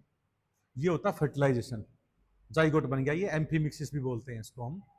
और फ्रॉग वगैरह में तो कोन ऑफ रिसेप्शन बनता है, जहां पे स्पर्म एग के साथ फ्यूज होगा ना, वहां पे कोन बन जाएगा, ताकि एक से ज्यादा स्पर्म अंदर ना जा सके। अब दूसरा ये होता है बेटा, वुमन के एग के ऊपर एक प्रोटीन होता है, उसका नाम होता है फर्टिलाइजिंग प्रोटीन, और ह्यूमन के स्पर्म के ऊपर दूसरा प्रोटीन होता है एंटी फर्टिलाइजेशन। जब दोनों सेम स्पीशीज के होंगे ना, जब दोनों, देखो ये तो होता है फर्टिलाइजिंग प्रोटीन और ये एंटी फर्टिलाइजन, जब दोनों सेम स्पीशीज के होंगे तो ही तो फर्टिलाइजेशन होगा, नहीं तो फर्टिलाइजेशन नहीं होगा। इसलिए क्या होता है, फर्टिलाइजन और एंटी फर्टिलाइजन सेम स्पीशीज के होना चाहिए। ऐसा नहीं है कि मंकी के स्पर्म डाल दें ह्यूमन एग के साथ मिला के ऐसा बंदा पैदा हो जाएगा जो मंकी की तरह भागता होगा, ऐसा नहीं है। दोनों स्पीशीज स्पेसिफिक होते हैं, अपनी स्पीशीज का मेल गैमिट अपनी स्पीशीज के फीमेल गैमिट के साथ फ्यूज होता है बेटा। एक ये आता है कि लड़का या लड़की होना किसके ऊपर डिपेंड करता है। लड़का या लड़की होना बेटा हमेशा फादर के ऊपर डिपेंड करता है। क्योंकि फादर के अंदर जो सेल होती हैं 44 तो होते हैं ऑटोसोम, 44 तो क्या हो गए ऑटोसोम। हमारे अंदर 46 क्रोमोसोम होते हैं, 44 तो होते हैं ऑटोसोम यानी जो पूरी बॉडी को कंट्रोल करते हैं, और एक्स वाई होते हैं, ये होता है एलोसोम। एलोसोम का मतलब होता है आइडियोसोम। आइडियोसोम का दूसरा नाम क्या होता है? Sex chromosome. सेक्स क्रोमोसोम यानी 44 तो हो गए ऑटोसोम, यानी वो क्रोमोसोम के वो जिन जो पूरी बॉडी को नॉर्मल मेंटेन करते हैं। बाकी के तो दो क्रोमोसोम होते हैं एक्स वाई, ठीक है ना, हिट्रोगैमेटिक है, एक्स भी होता है हमारे अंदर, वाई भी होता है। तो इसको एलोसोम भी कहते हैं, आइडियोसोम भी कहते हैं, आइडियोक्रोमोसोम भी कहते हैं, सेक्स क्रोमोसोम भी कहते हैं। यानी ये सेक्स को डिटरमाइन करते हैं। फीमेल के अंदर 44 तो ऑटोसोम और दो होते हैं सेक्स क्रोमोसोम, आइडियोसोम, एलोसोम जिसको कहते हैं। ये एक ही तरह के होते हैं एक्स एक्स, इसलिए इसमें फीमेल के अंदर तो गैमेट एक तरह का बनेगा, 44 प्लस 42 बन गए, एक एक्स यहाँ ले लिया, एक यहाँ से, दूसरा दिखाओ तो ना दिखाओ, पांच दो भी दिखा दिए कोई बात नहीं। इसमें एक एक्स बनेगा, एक वाई वाला बनेगा। तो जब हम फर्टिलाइज करेंगे तो ये बन गया 44 प्लस मैक्स मैक्स, ये फीमेल बनेगी, ये मेल बनेगा, ये फीमेल बनेगी, ये मेल बनेगा, यानी 50% मेल बन गए और 50% फीमेल। यानी लड़का लड़की होना किसके ऊपर डिपेंड करता है? मेल के वाई क्रोमोसोम के ऊपर डिपेंड करता है। वाई आ गया तो मेल बनेगा, नहीं तो फीमेल में से तो एक्स ही निकलने हैं। यानी female is not responsible for any sex of the child, क्योंकि मेल इज ऑलवेज रेस्पॉन्सिबल, क्योंकि मेल के अंदर हिट्रोगैमेटिक दो तरह गैमेट बनते हैं, एक्स और वाई। यदि मेल के अंदर वाई निकलते हैं तो लड़का बनेगा, और मेल के अंदर एक्स निकलते हैं तो लड़की पैदा होगी, ठीक है ना। तो इसलिए ये प्रूव हो गया है कि फीमेल की कोई रेस्पॉन्सिबिलिटी नहीं है इसके अंदर। सेक्स बच्चे का जो क्या बनेगा, लड़का बनेगा लड़की बनेगी। सेक्स रेशो जो चेंज होती है आजकल, क्या करते हैं, भ्रूण हत्याएं कर रहे हैं लड़की के केस में। इलिटरेसी है, लोगों को जागरूक होना चाहिए, उनको ये पता होना चाहिए कि दोनों दोनों इक्वल हैं, और रेस्पॉन्सिबिलिटी जो होती है दोनों की इक्वल होनी चाहिए। ये नहीं हमें फर्कना चाहिए लड़का है लड़की, ऐसा कुछ नहीं है, ठीक है ना। बल्कि मैं तो कहता हूँ आजकल जितने भी MBBS में जाकर देख लीजिए, चाहे IIT में जाकर देख लीजिए, चाहे सिविल सर्विसेज में जाकर देख लीजिए, फीमेल की संख्या डे बाई डे बढ़ती जा रही है, ठीक है ना, क्योंकि उनके अंदर थोड़ी सी रेस्पॉन्सिबिलिटी लेने की क्षमता धीरे धीरे डेवलप हो रही है, क्योंकि शुरू से उन्होंने ऐसे माहौल में काम किया है कि जिनसे रेस्पॉन्सिबिलिटी बढ़ती जा रही है। नेक्स्ट देखिए ध्यान से, क्लीवेज। अब जाइगोट के बाद जो पहला डिवीजन होता है ना, ये देखिए ध्यान से, इसको हम कहते हैं क्लीवेज। देखो ये जाइगोट बन गया भाई। जाइगोट बनने के बाद जो पोलर बॉडी आई ना, ये बनी है प्रोक्सिमल सेंट्रियोल से। हालांकि इस बुक के अंदर लिखा हुआ डिस्टिल से नहीं, प्रोक्सिमल से बनता है, वो दो में डिवाइड होके पोलर बॉडी बना देती हैं। ये जाइगोट बन गया एक ऐसी सेल जिससे पूरा जीव बनता है, टोटिपोटेंट सेल बोल देते हैं इसको।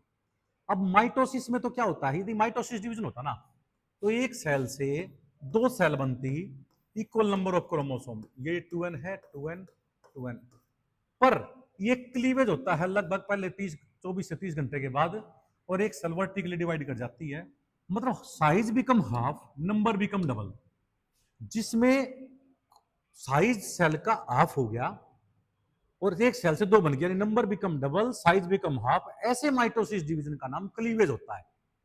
माइटोसिस इसलिए बोलते हैं क्योंकि नंबर ऑफ क्रोमोसोम सेम है, इसमें भी 46 है, इसमें भी 46, इसमें 46।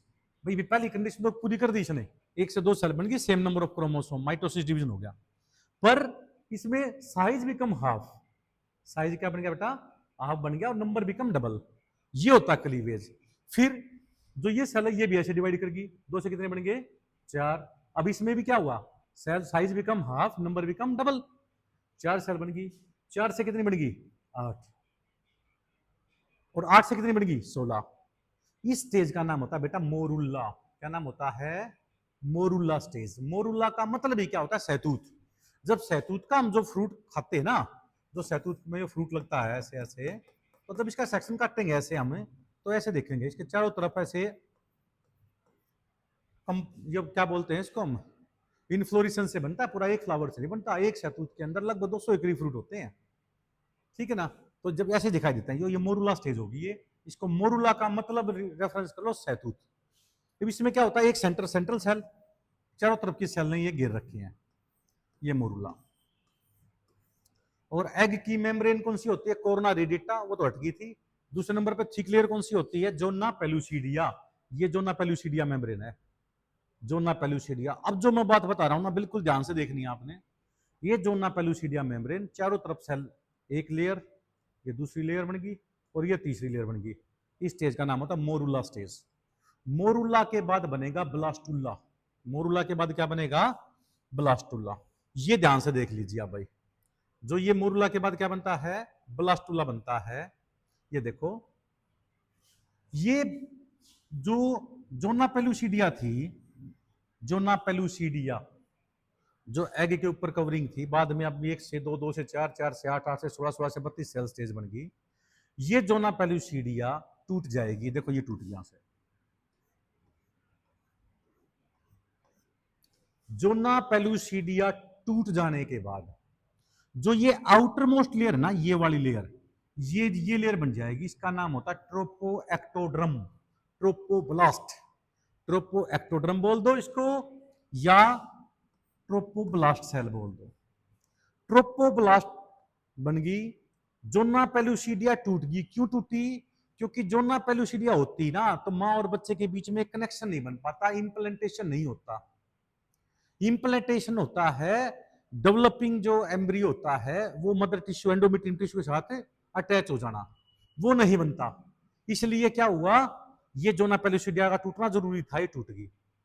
जोना पेलुसिडिया टूटने के बाद जो आउटर मोस्ट लेयर थी ना मोरूला की, ब्लास्टोमर जो सेल थी, ये ब्लास्टोमर सेल मोरूला की आउटर मोस्ट सेल होती हैं, इन्होंने बना दिया ट्रोपोब्लास्ट, ट्रोपोएक्टोड्रम, ट्रोपोब्लास्ट, या क्या बना दिया ये, ट्रोपोएक्टोड्रम।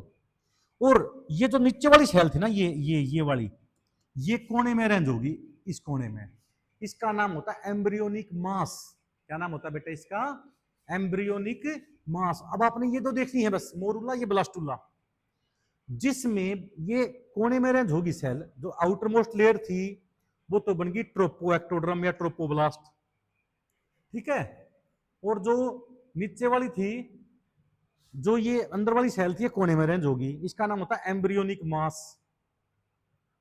बीच में जो स्पेस बच गया ना, ये जो स्पेस बच गया, इसका नाम होता है ब्लास्टोसील कैविटी। क्या नाम होता है इसका, ब्लास्टोसील कैविटी। और ये ब्लास्टोसील कैविटी बनना, जो ब्लास्टोसील कैविटी बनी है, इसका नाम होता है ब्लास्टुला। जिसमें ब्लास्टोसील कैविटी हो, ब्लास्टुला होता है, ब्लास्टोसिस्ट होता है। यानी पहले हुआ जाइगोट, फिर हुआ क्लीवेज, फिर बना मोरूला। मोरूला और ब्लास्टुला में क्या फर्क है, ब्लास्टुला में ब्लास्टोसील कैविटी होती है, मोरूला में कैविटी नहीं होती। ब्लास्टुला में जोना पेलुसिडिया टूट जाती है, मोरूला में ये पूरी कंटिन्यू होती है। ब्लास्टुला एडवांस स्टेज है, बाद में बनती है, ये पहले वाली स्टेज है। ब्लास्टुला में एम्ब्रियोनिक मास बन जाता है, इसमें एम्ब्रियोनिक मास नहीं होता। वो सेल ट्रोपोब्लास्ट की, वो ट्रोपोब्लास्ट की सेल जो एम्ब्रियोनिक मास से अटैच होती है ना, उसका नाम होता है सेल ऑफ रूबर। क्या नाम होता है, सेल ऑफ रूबर। ये जो सेल है ना ट्रोपोब्लास्ट, ये ट्रोपोब्लास्ट सेल है सारी, ये जो एम्ब्रियोनिक मास से जो टच हो रखी हैं, इसका नाम सेल ऑफ रूबर होता है। सेल ऑफ रूबर एम्ब्रियोनिक नोब या एम्ब्रियोनिक मास या सेल मास को ट्रोपोब्लास्ट से जोड़ती है। सेल ऑफ रूबर कनेक्शन होता है किस किस का, ट्रोपोब्लास्ट का और एम्ब्रियोनिक मास का, ये वाला। और जो कैविटी बच गई ब्लास्टोसील, इसमें इसलिए क्योंकि ब्लास्टोसील कैविटी होती है, इसलिए इसका नाम ब्लास्टुला या ब्लास्टोसिस्ट बोलते हैं इसको, ठीक है। ये होता है ब्लास्टुला। इसके बाद इंप्लांटेशन हो जाती है, माँ और बच्चे के बीच में कनेक्शन हो जाता है, फिर वो उसमें से सप्लाई भी शुरू हो जाती है न्यूट्रिशन की, उसको इंप्लांटेशन बोल देंगे, प्लेसेंटेशन बोल देंगे उसको। इंप्लांटेशन मतलब अटैच होना, प्लेसेंटेशन का मतलब कार्रवाई शुरू हो जाना, यानी प्लेसेंटा के थ्रू जो न्यूट्रिएंट जाते हैं मदर के अंदर, जो मदर खाएगी वही बच्चे को न्यूट्रिशन जाएगा, तो वो उसका नाम होता है प्लेसेंटेशन। इंप्लांटेशन का मतलब जस्ट अटैच होना, उसमें कनेक्शन चालू हो जाना। अरे घर में आपने पाइप की फिटिंग करवा ली प्लम्बर से, पानी वगैरह लाने के लिए, बिजली लाने के लिए इलेक्ट्रीशियन से, कनेक्शन वनेक्शन कर दिए, वो तो हो गया इंप्लांटेशन। फिर उसमें शुरुआत होगी, करंट आ गया, ठीक है ना, लाइट जोन होगी, पानी आएगा ठुट्टी में, तो उसको बोलते हैं प्लेसेंटेशन। मतलब पहले तो केवल अटैच होगा इम्प्लांटेशन, फिर उसमें से न्यूट्रिशन जाने शुरू हो जाएंगे न्यूट्री बच्चे के अंदर, उसका नाम होता है प्लेसेंटेशन। तो मोरुला में देखा डिफरेंस, ये पहले बनता है, ये बाद में बनता है। इसमें ट्रोपोब्ला, इसमें जो जोना पेल्यूसिडिया मेम्ब्रेन पूरी होती है, इसमें टूट जाती है। इसमें ट्रोपोब्लास्टोमर सेल क्या बना देती हैं, ट्रोपोब्लास्ट या ट्रोपोएक्टोडर्म बना देती हैं। इसमें जो अंदर वाली सेल होती है एक नोब बना देती है, इसको एम्ब्रियोनिक नोब कहते हैं। क्या कहते हैं उसको हमें, एम्ब्रियोनिक नोब।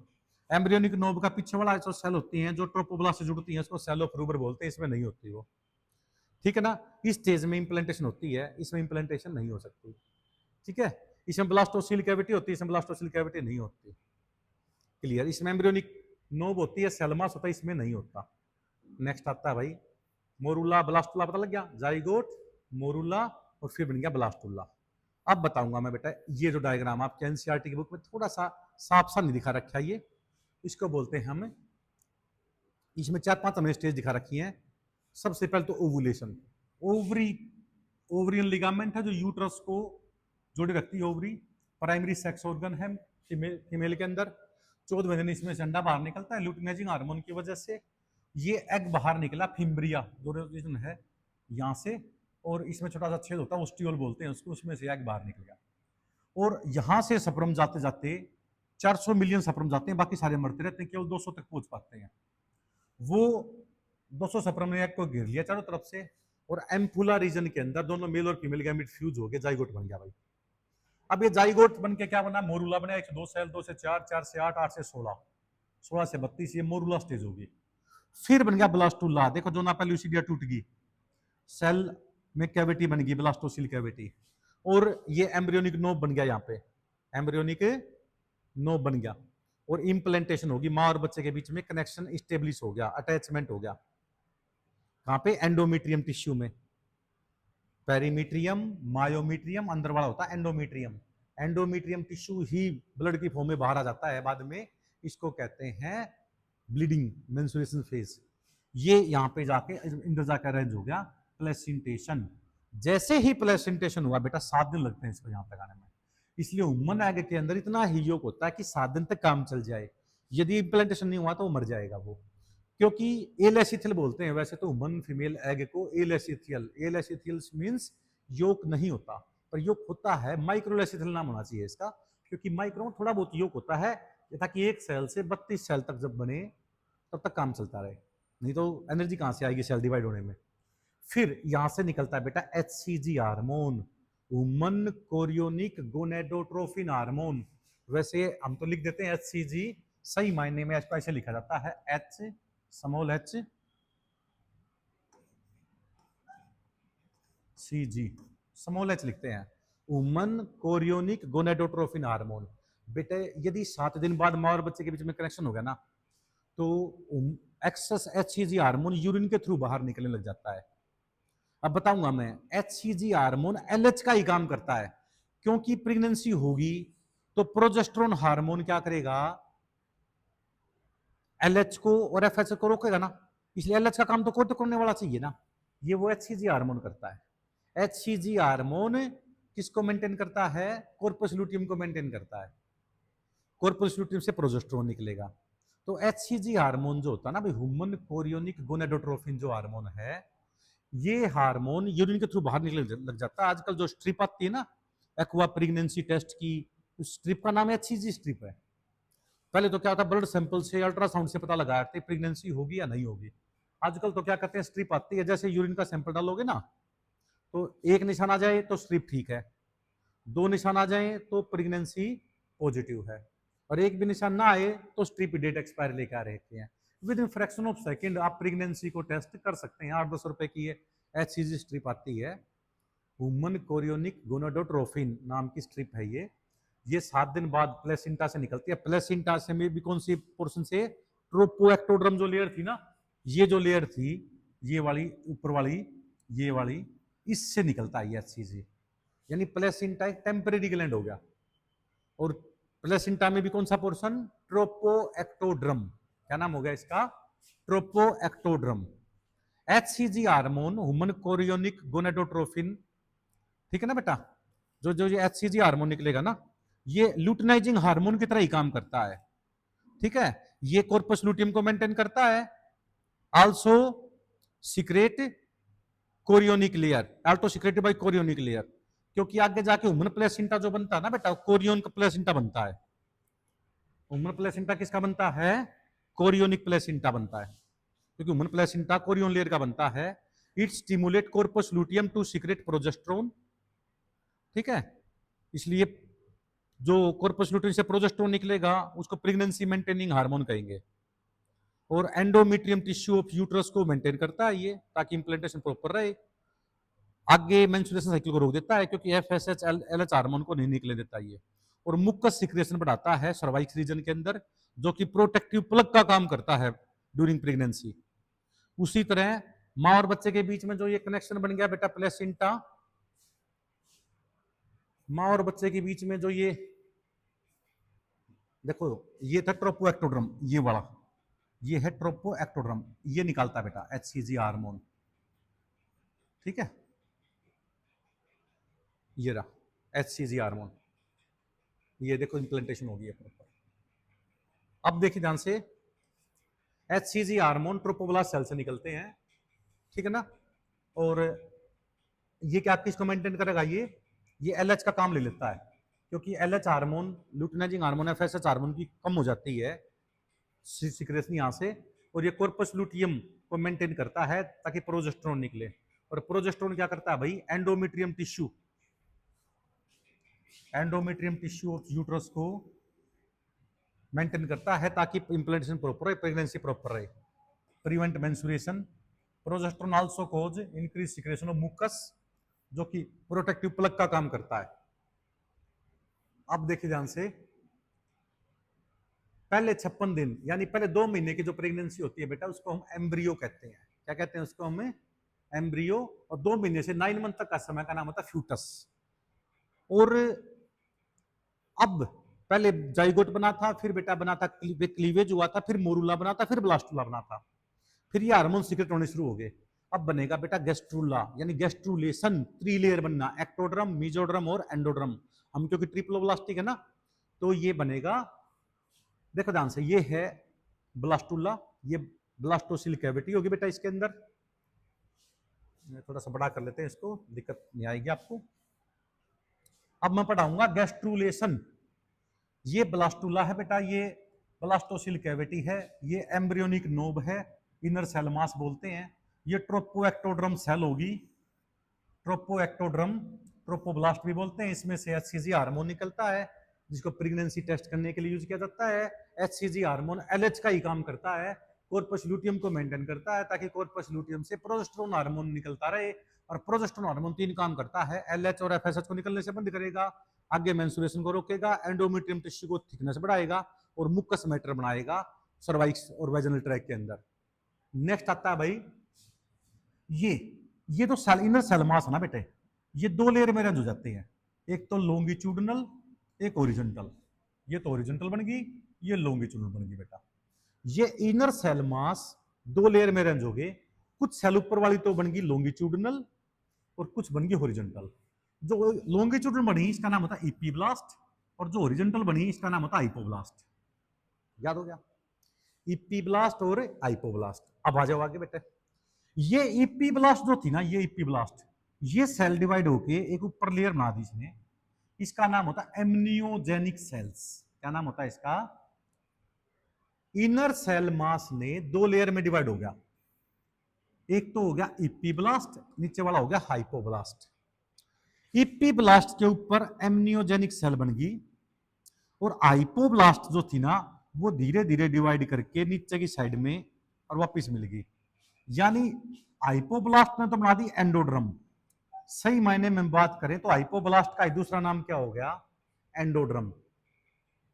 और सबसे पहले लेयर, तीनों लेयर में से कौन सी बनती है? एक्टोड्रम, मेसोड्रम, एंडोड्रम में से एंडोड्रम बनती है। हाइपोब्लास्ट ने डिवाइड कर दिया। जो बीच में बच गया इसको बोलते हैं प्राइमरी योगसेक। क्या नाम होता है इसका? प्राइमरी योगसेक। दोबारा सुन लो, ये ब्लास्टुला के अंदर ये ट्रोपोएक्टोड्रम थी, जो ना पेलुसिडिया मेम्ब्रेन टूट गई थी। ये इनर सेल मास है, इनर सेल मास यहां से अटैच होता है सेल ऑफ रूबर से। ये दो लेयर में अरेंज हो गया, लॉन्गिट्यूडनल और हॉरिजॉन्टल। जो लॉन्गिट्यूडनल है इसका नाम होता है इपीब्लास्ट, और जो नीचे हॉरिजॉन्टल है इसका नाम होता है हाइपोब्लास्ट। इपीब्लास्ट ने तो बना दिया एमनियोजेनिक सेल, एमनियोजेनिक सेल, और हाइपोब्लास्ट ने बना दिया बेटा एंडोड्रम। एंडोड्रम के अंदर जो योग होता है ना उसका नाम होता है primary yolk sac, primary yolk sac. यानी अब देखो बेटा ध्यान से क्या हुआ, ये इपीब्लास्ट, ये देखिए ध्यान से, ये था इपीब्लास्ट लॉन्गिट्यूडनल सेल, इसने एमनियोजेनिक सेल बनाई, ये एमनियोजेनिक सेल इसके ऊपर भी बन गया, कवरिंग बना दी। यानी इपीब्लास्ट से एमनियोजेनिक सेल बन गई ऊपर साइड में, और हाइपोब्लास्ट से डिवाइड होके बना दी एंडोड्रम, और ये सिकुड़ता चला गया, यानी यहां पे गैप डेवलप होने लग गया। इसका नाम था प्राइमरी योग सैक। क्या नाम था? Primary yolk sac. ये इपीब्लास्ट थी, ये हाइपोब्लास्ट, हाइपोब्लास्ट से एंडोड्रम बन गई और इपीब्लास्ट से एमनियोजेनिक सेल बन गई। अब देखिए क्या होता है, ये जो होता है ना भाई, ये देखो, ये जो अंदर गैप बनने लगा था ना यहां पे, ये गैप इतना बन गया कि यहां पे एक मेम्ब्रेन डेवलप होने लगी, ये एक नई मेम्ब्रेन डेवलप होगी बेटे, बाकी चीज वही है। ये एमनियो देखो, ये था ट्रोपो एक्टोड्रम ट्रोपोब्लास्ट, याद कर लो सीक्वेंस, ट्रोपो एक्टोड्रम या ट्रोपोब्लास्ट सेल, यानी प्लेसेंटा में से यही एक ऐसी सेल तरफ सेल होती है जो एंडोक्राइन का काम करती है। जो किसका काम करती है? एंडोक्राइन का, ये वाली जो बाहर वाली है, ट्रोपोब्लास्ट या ट्रोपो एक्टोड्रम बोलेंगे। ये थी इपीब्लास्ट, इपीब्लास्ट के ऊपर एमनियोजेनिक सेल, और इसमें कैविटी बन जाती है, इसको एमनियोटिक कैविटी कहते हैं। और आजकल तो जो रिप्रोडक्टिव हेल्थ चैप्टर में हम पढ़ेंगे ना, उसमें पढ़ेंगे फ्लूइड लेके बेटा, एमनियोजेनिक सेल से कुछ फ्लूइड लेंगे, उसमें सेल आ जाएंगे, उस सेल का कैरियोटाइप ड्रा कर लेते हैं। What is karyotype? Structural representation of chromosome at metaphase stage according to decreasing their size. इससे जैसे ही कैरियोटाइप ड्रा कर लेंगे तो हमें बच्चे के अंदर कोई एबनॉर्मलिटी होती है ना, तो वो पता लग जाएगा। जेनेटिकल को प्रॉब्लम है, क्रोमोसोम की को आर्म टूटी हुई है, या क्रोमोसोम को मिस है, या एक क्रोमोसोम फालतू है, ट्राइसोमी हो रही है, टेट्रासोमी होती है, मोनोसोमी हो रही है, नुलिसोमी हो रही है, तो उससे हमें पता लग जाएगा। वो ऐसे बच्चे को हम अबॉर्शन करवा सकते हैं, मेडिकली भी वो लीगल है। क्योंकि बच्चा पैदा होने के बाद तो देखो उसको मतलब जो है हम डेड नहीं कर सकते, तो उसका सबसे बड़ी बात है कई बार जेनेटिक बीमारियों का इलाज भी नहीं है। तो शुरू में क्या करते हैं, 3-4.5 महीने के बाद हम फ्लूइड लेते हैं एब्डोमिनल कैविटी से, ठीक है, और उसमें एमनियोजेनिक जो फ्लूइड होता है वो शक कर लेते हैं, उसका कैरियोटाइप ड्रा कर लेते हैं, इससे बच्चे की एबनॉर्मलिटी पता लग जाती है, ठीक है ना। तो इसका सबसे बड़ा कमी क्या आता है, एमनियोसेंटेसिस टेक्निक बोलते हैं इसको। इससे पता लगता है हमारे को 3-3.5 महीने बाद। पर प्रॉब्लम क्या आती है बेटा, 3-3.5 महीने बाद यदि डॉक्टर कह दे भाई ये तो बच्चे में कोई जेनेटिक प्रॉब्लम है, तो उसका जो एबॉर्शन करवाते हैं या मिसकैरेज करवाते हैं, तो मतलब वो टोटली जो ना रिस्की होता है, फीमेल की जान भी जा सकती है। इसलिए एमनियोसेंटेसिस टेक्निक जो कि हम रिप्रोडक्टिव हेल्थ चैप्टर में पढ़ेंगे, उसकी कमी यही थी। उसमें एमनियोटिक कैविटी में से एमनियोटिक फ्लूइड लेते हैं, उसकी सेल निकाल के उसका कैरियोटाइप ड्रा कर देते हैं। कैरियोटाइप क्या होता है, एक टेक्निक होती है जिससे क्रोमोसोम ड्रा करते हैं मेटाफेज स्टेज में, डिक्रीजिंग देयर साइज के अकॉर्डिंग। उसमें हमें पता लग जाता है क्रोमोसोम कितने ठीक हैं, कितने की आर्म टूटी हुई है, कितने मतलब नंबर कम है या ज़्यादा है, तो हमें जेनेटिकल डिजीज का पता लग जाता है कि ये हो सकती है। तो उस केस में हम एबॉर्शन का सहारा ले सकते हैं, पर उसमें फीमेल की जान का रिस्क होता है, इसलिए सेफ टेक्निक नहीं है ये। एक लोग इससे ये बताने लगे थे कि लड़का होगा या लड़की होगी, यदि वाई क्रोमोसोम है तो लड़का होगा, नहीं है तो लड़की होगी। तो इसका इसलिए इंडिया में इसको बैन कर दिया गया। पर इससे एक नई टेक्नोलॉजी और ढूंढी थी, ये हम 8 वीक बाद, यानी 7 से 8 वीक बाद ही पता लगा लेते हैं। वो तो 18 से 20 वीक बाद थी। एक उसमें क्या होता है, वेजिनल ट्रैक के थ्रू ही उसमें फ्लूइड चेक कर लेते हैं, ठीक है, उस जो सीवीएस टेक्निक बोलते हैं, क्रोनिक विलस, क्या नाम है, क्रोनिक विलस सैंपलिंग बोलते हैं इसको। उसमें 7-8 वीक बाद ही पता लग जाएगा कि हमारे को भाई कोई जेनेटिकल डिजीज तो नहीं है, तो उस केस में एबॉर्शन भी सेफ होता है। पर इन दोनों टेक्निक को, सीवीएस टेक्निक और एमनियोसेंटेसिस टेक्निक को बैन कर दिया गया है इंडिया में, क्योंकि लोग इससे सेक्स डिटर्मिनेशन करने लगे थे। चलो अब बताता हूं सबसे ऊपर वाली लेयर का नाम ट्रोपोएक्टोडर्म ट्रोपोब्लास्ट। ये जो लेयर थी ये एमनियोजेनिक सेल ये बनी थी इपीब्लास्ट से। नीट में ये भी आता है कि भाई जो इपीब्लास्ट से क्या बनी थी एमनियोजेनिक सेल। एमनियोजेनिक सेल के बीच में कैविटी होगी एमनियोटिक कैविटी। हाइपोब्लास्ट से क्या बना था एंडोड्रम, इसलिए हाइपोब्लास्ट को एंडोड्रम ही कह देते हैं। उसके अंदर जो योग बच गया उसको बोलते हैं प्राइमरी योग सेक। अब ये क्योंकि पिचक गया और भी ज्यादा इसको बोलते हैं सेकेंडरी योग सेक। अब यहां पे एक लेयर डेवलप होगी बेटे, इसका नाम होता है पेराइटल पेरिटोनियम। पेराइटल पेरिटोनियम इसको बोलते हैं सोमेटोप्लूरिक एक्स्ट्रा एम्ब्रियोनिक मिजोड्रम। यानी सोमेटोप्लूरिक ये होता है सप्लेंचोप्लूरिक। यानी पेराइटल पेरिटोनियम विसरल पेरिटोनियम के बीच में जो स्पेस होता है ना बेटा इसको सीलोम कहते हैं। और सबसे पहली सीलोम बनी थी एनालिडा के अंदर। एनालिडा फाइलम के अंदर सबसे पहले सीलोम बनी थी। सीलोम का मतलब क्या होता है मिजोड्रम से जो बने। और मिजोड्रम की आउटर मोस्ट लेयर का नाम होता है पेराइटल पेरिटोनियम, अंदर वाली लेयर का नाम होता है बेटा विसरल पेरिटोनियम। पेराइटल पेरिटोनियम सोमेटोप्लूरिक और विसरल पेरिटोनियम का मतलब सप्लेंचोप्लूरिक। पेराइटल पेरिटोनियम विसरल पेरिटोनियम के बीच में जो स्पेस होता है उसको सीलोम बोलते हैं। इसमें जो फ्लूइड बनता है वो सीलोमिक फ्लूइड होता है। अब तीन कैविटी होगी बेटा, एमनियोजेनिक कैविटी या एमनियोटिक कैविटी बोलते हैं, योग से कैविटी और सीलोम। अब ये जो दो लेयर बनी ना बेटा पेराइटल पेरिटोनियम जिसको सोमेटोप्लूरिक बोलते हैं और कोरियोन लेयर, ठीक है ना। ये जो दो बन गई ना लेयर ये ट्रोपोब्लास्ट और पेराइटल पेरिटोनियम से एक लेयर बन गई, दोनों को मिला के उसको बोलते हैं अलग से मेम्ब्रेन कोरियोनिक मेम्ब्रेन। क्या बोलेंगे इसको कोरियोनिक। यानी ये तो ट्रोपोएक्टोडर्म था ये पेराइटल पेरिटोनियम था, दोनों से मिलके कोरियोन बन गई बेटा। ये एमनियोजेनिक सेल थी ये पेराइटल पेरिटोनियम ही था, ये दोनों मिलके इससे बन गया बेटा एमनियोन का एक्स्ट्रा एम्ब्रियोनिक मेम्ब्रेन। चार बनती है एमनियोन कोरियोन योग सेक और अलेंटोइस। एमनियोन कोरियोन योग सेक ये रहा और चौथा बनता है एलेंटोइस। ये एमनियोटिक कैविटी ये योग सेक ये सीलोम। ट्रोपोब्लास्ट ये ट्रोपोब्लास्ट होगी, ये amniogenic cells amniotic cavity epiblast hypoblast endoderm secondary yolk सेक। अब प्राइमरी बड़ा था ज्यादा था और कम हो गया क्योंकि सीलोम डेवलप होगी ना एक और, इसको सेकेंडरी योग सेक बोल लेंगे। और ये पेराइटल पेरिटोनियम या सोमेटोप्लूरिक या विसरल पेरिटोनियम सप्लेंचोप्लूरिक, इसमें बीच में स्पेस का नाम क्या होगा सीलोम। और इन दो लेयर से मिलकर बन गई कोरियोन, इन दो लेयर से मिलकर बन गई एमनियोन। तो एमनियोन और कोरियोन पता लगी, ये एमनियोन ये दोनों से मिल गई कोरियोन। इस लेयर का नाम क्या है चलो बताता हूं, इस लेयर का नाम क्या होगा बेटा बाहर वाली का ट्रोपोब्लास्ट ट्रोपोएक्टोडर्म, इसका पेराइटल पेरिटोनियम या सोमेटोप्लूरिक, अंदर वाली का विसरल पेरिटोनियम या splanchnopleuric, endoderm hypoblast epiblast amniogenic cells amniotic cavity secondary yolk sac. और ये बन गई बेटा सीलोम। सबसे पहले सीलोम किसमें बनी थी एनिलिडा में, नकली सीलोम किसमें बनी थी एस्केलोलामाइंथिस में। चलो अब आ जाते हैं बेटा ये दिखा रखिए। अब जो ये एक्टोड्रम थी एक्टो ये बन गई थी एंडो, इनके बीच में भी एक्टो से ही कुछ सेल टूट के बीच में आ गई, ये इपीब्लास्ट थी ना। देखो एक्टो का मतलब ये जो थी यहां देखो बेटा एक बार ध्यान से, ये जो लेयर थी इपीब्लास्ट ये आइपोब्लास्ट, आइपोब्लास्ट तो एंडोड्रम बन गई। इसे सबसे पहले लेयर कौन सी बनती है एंडोड्रम। इपीब्लास्ट से कुछ सेल नीचे टूट टूट के बीच में बन जाती हैं, ये बन गई।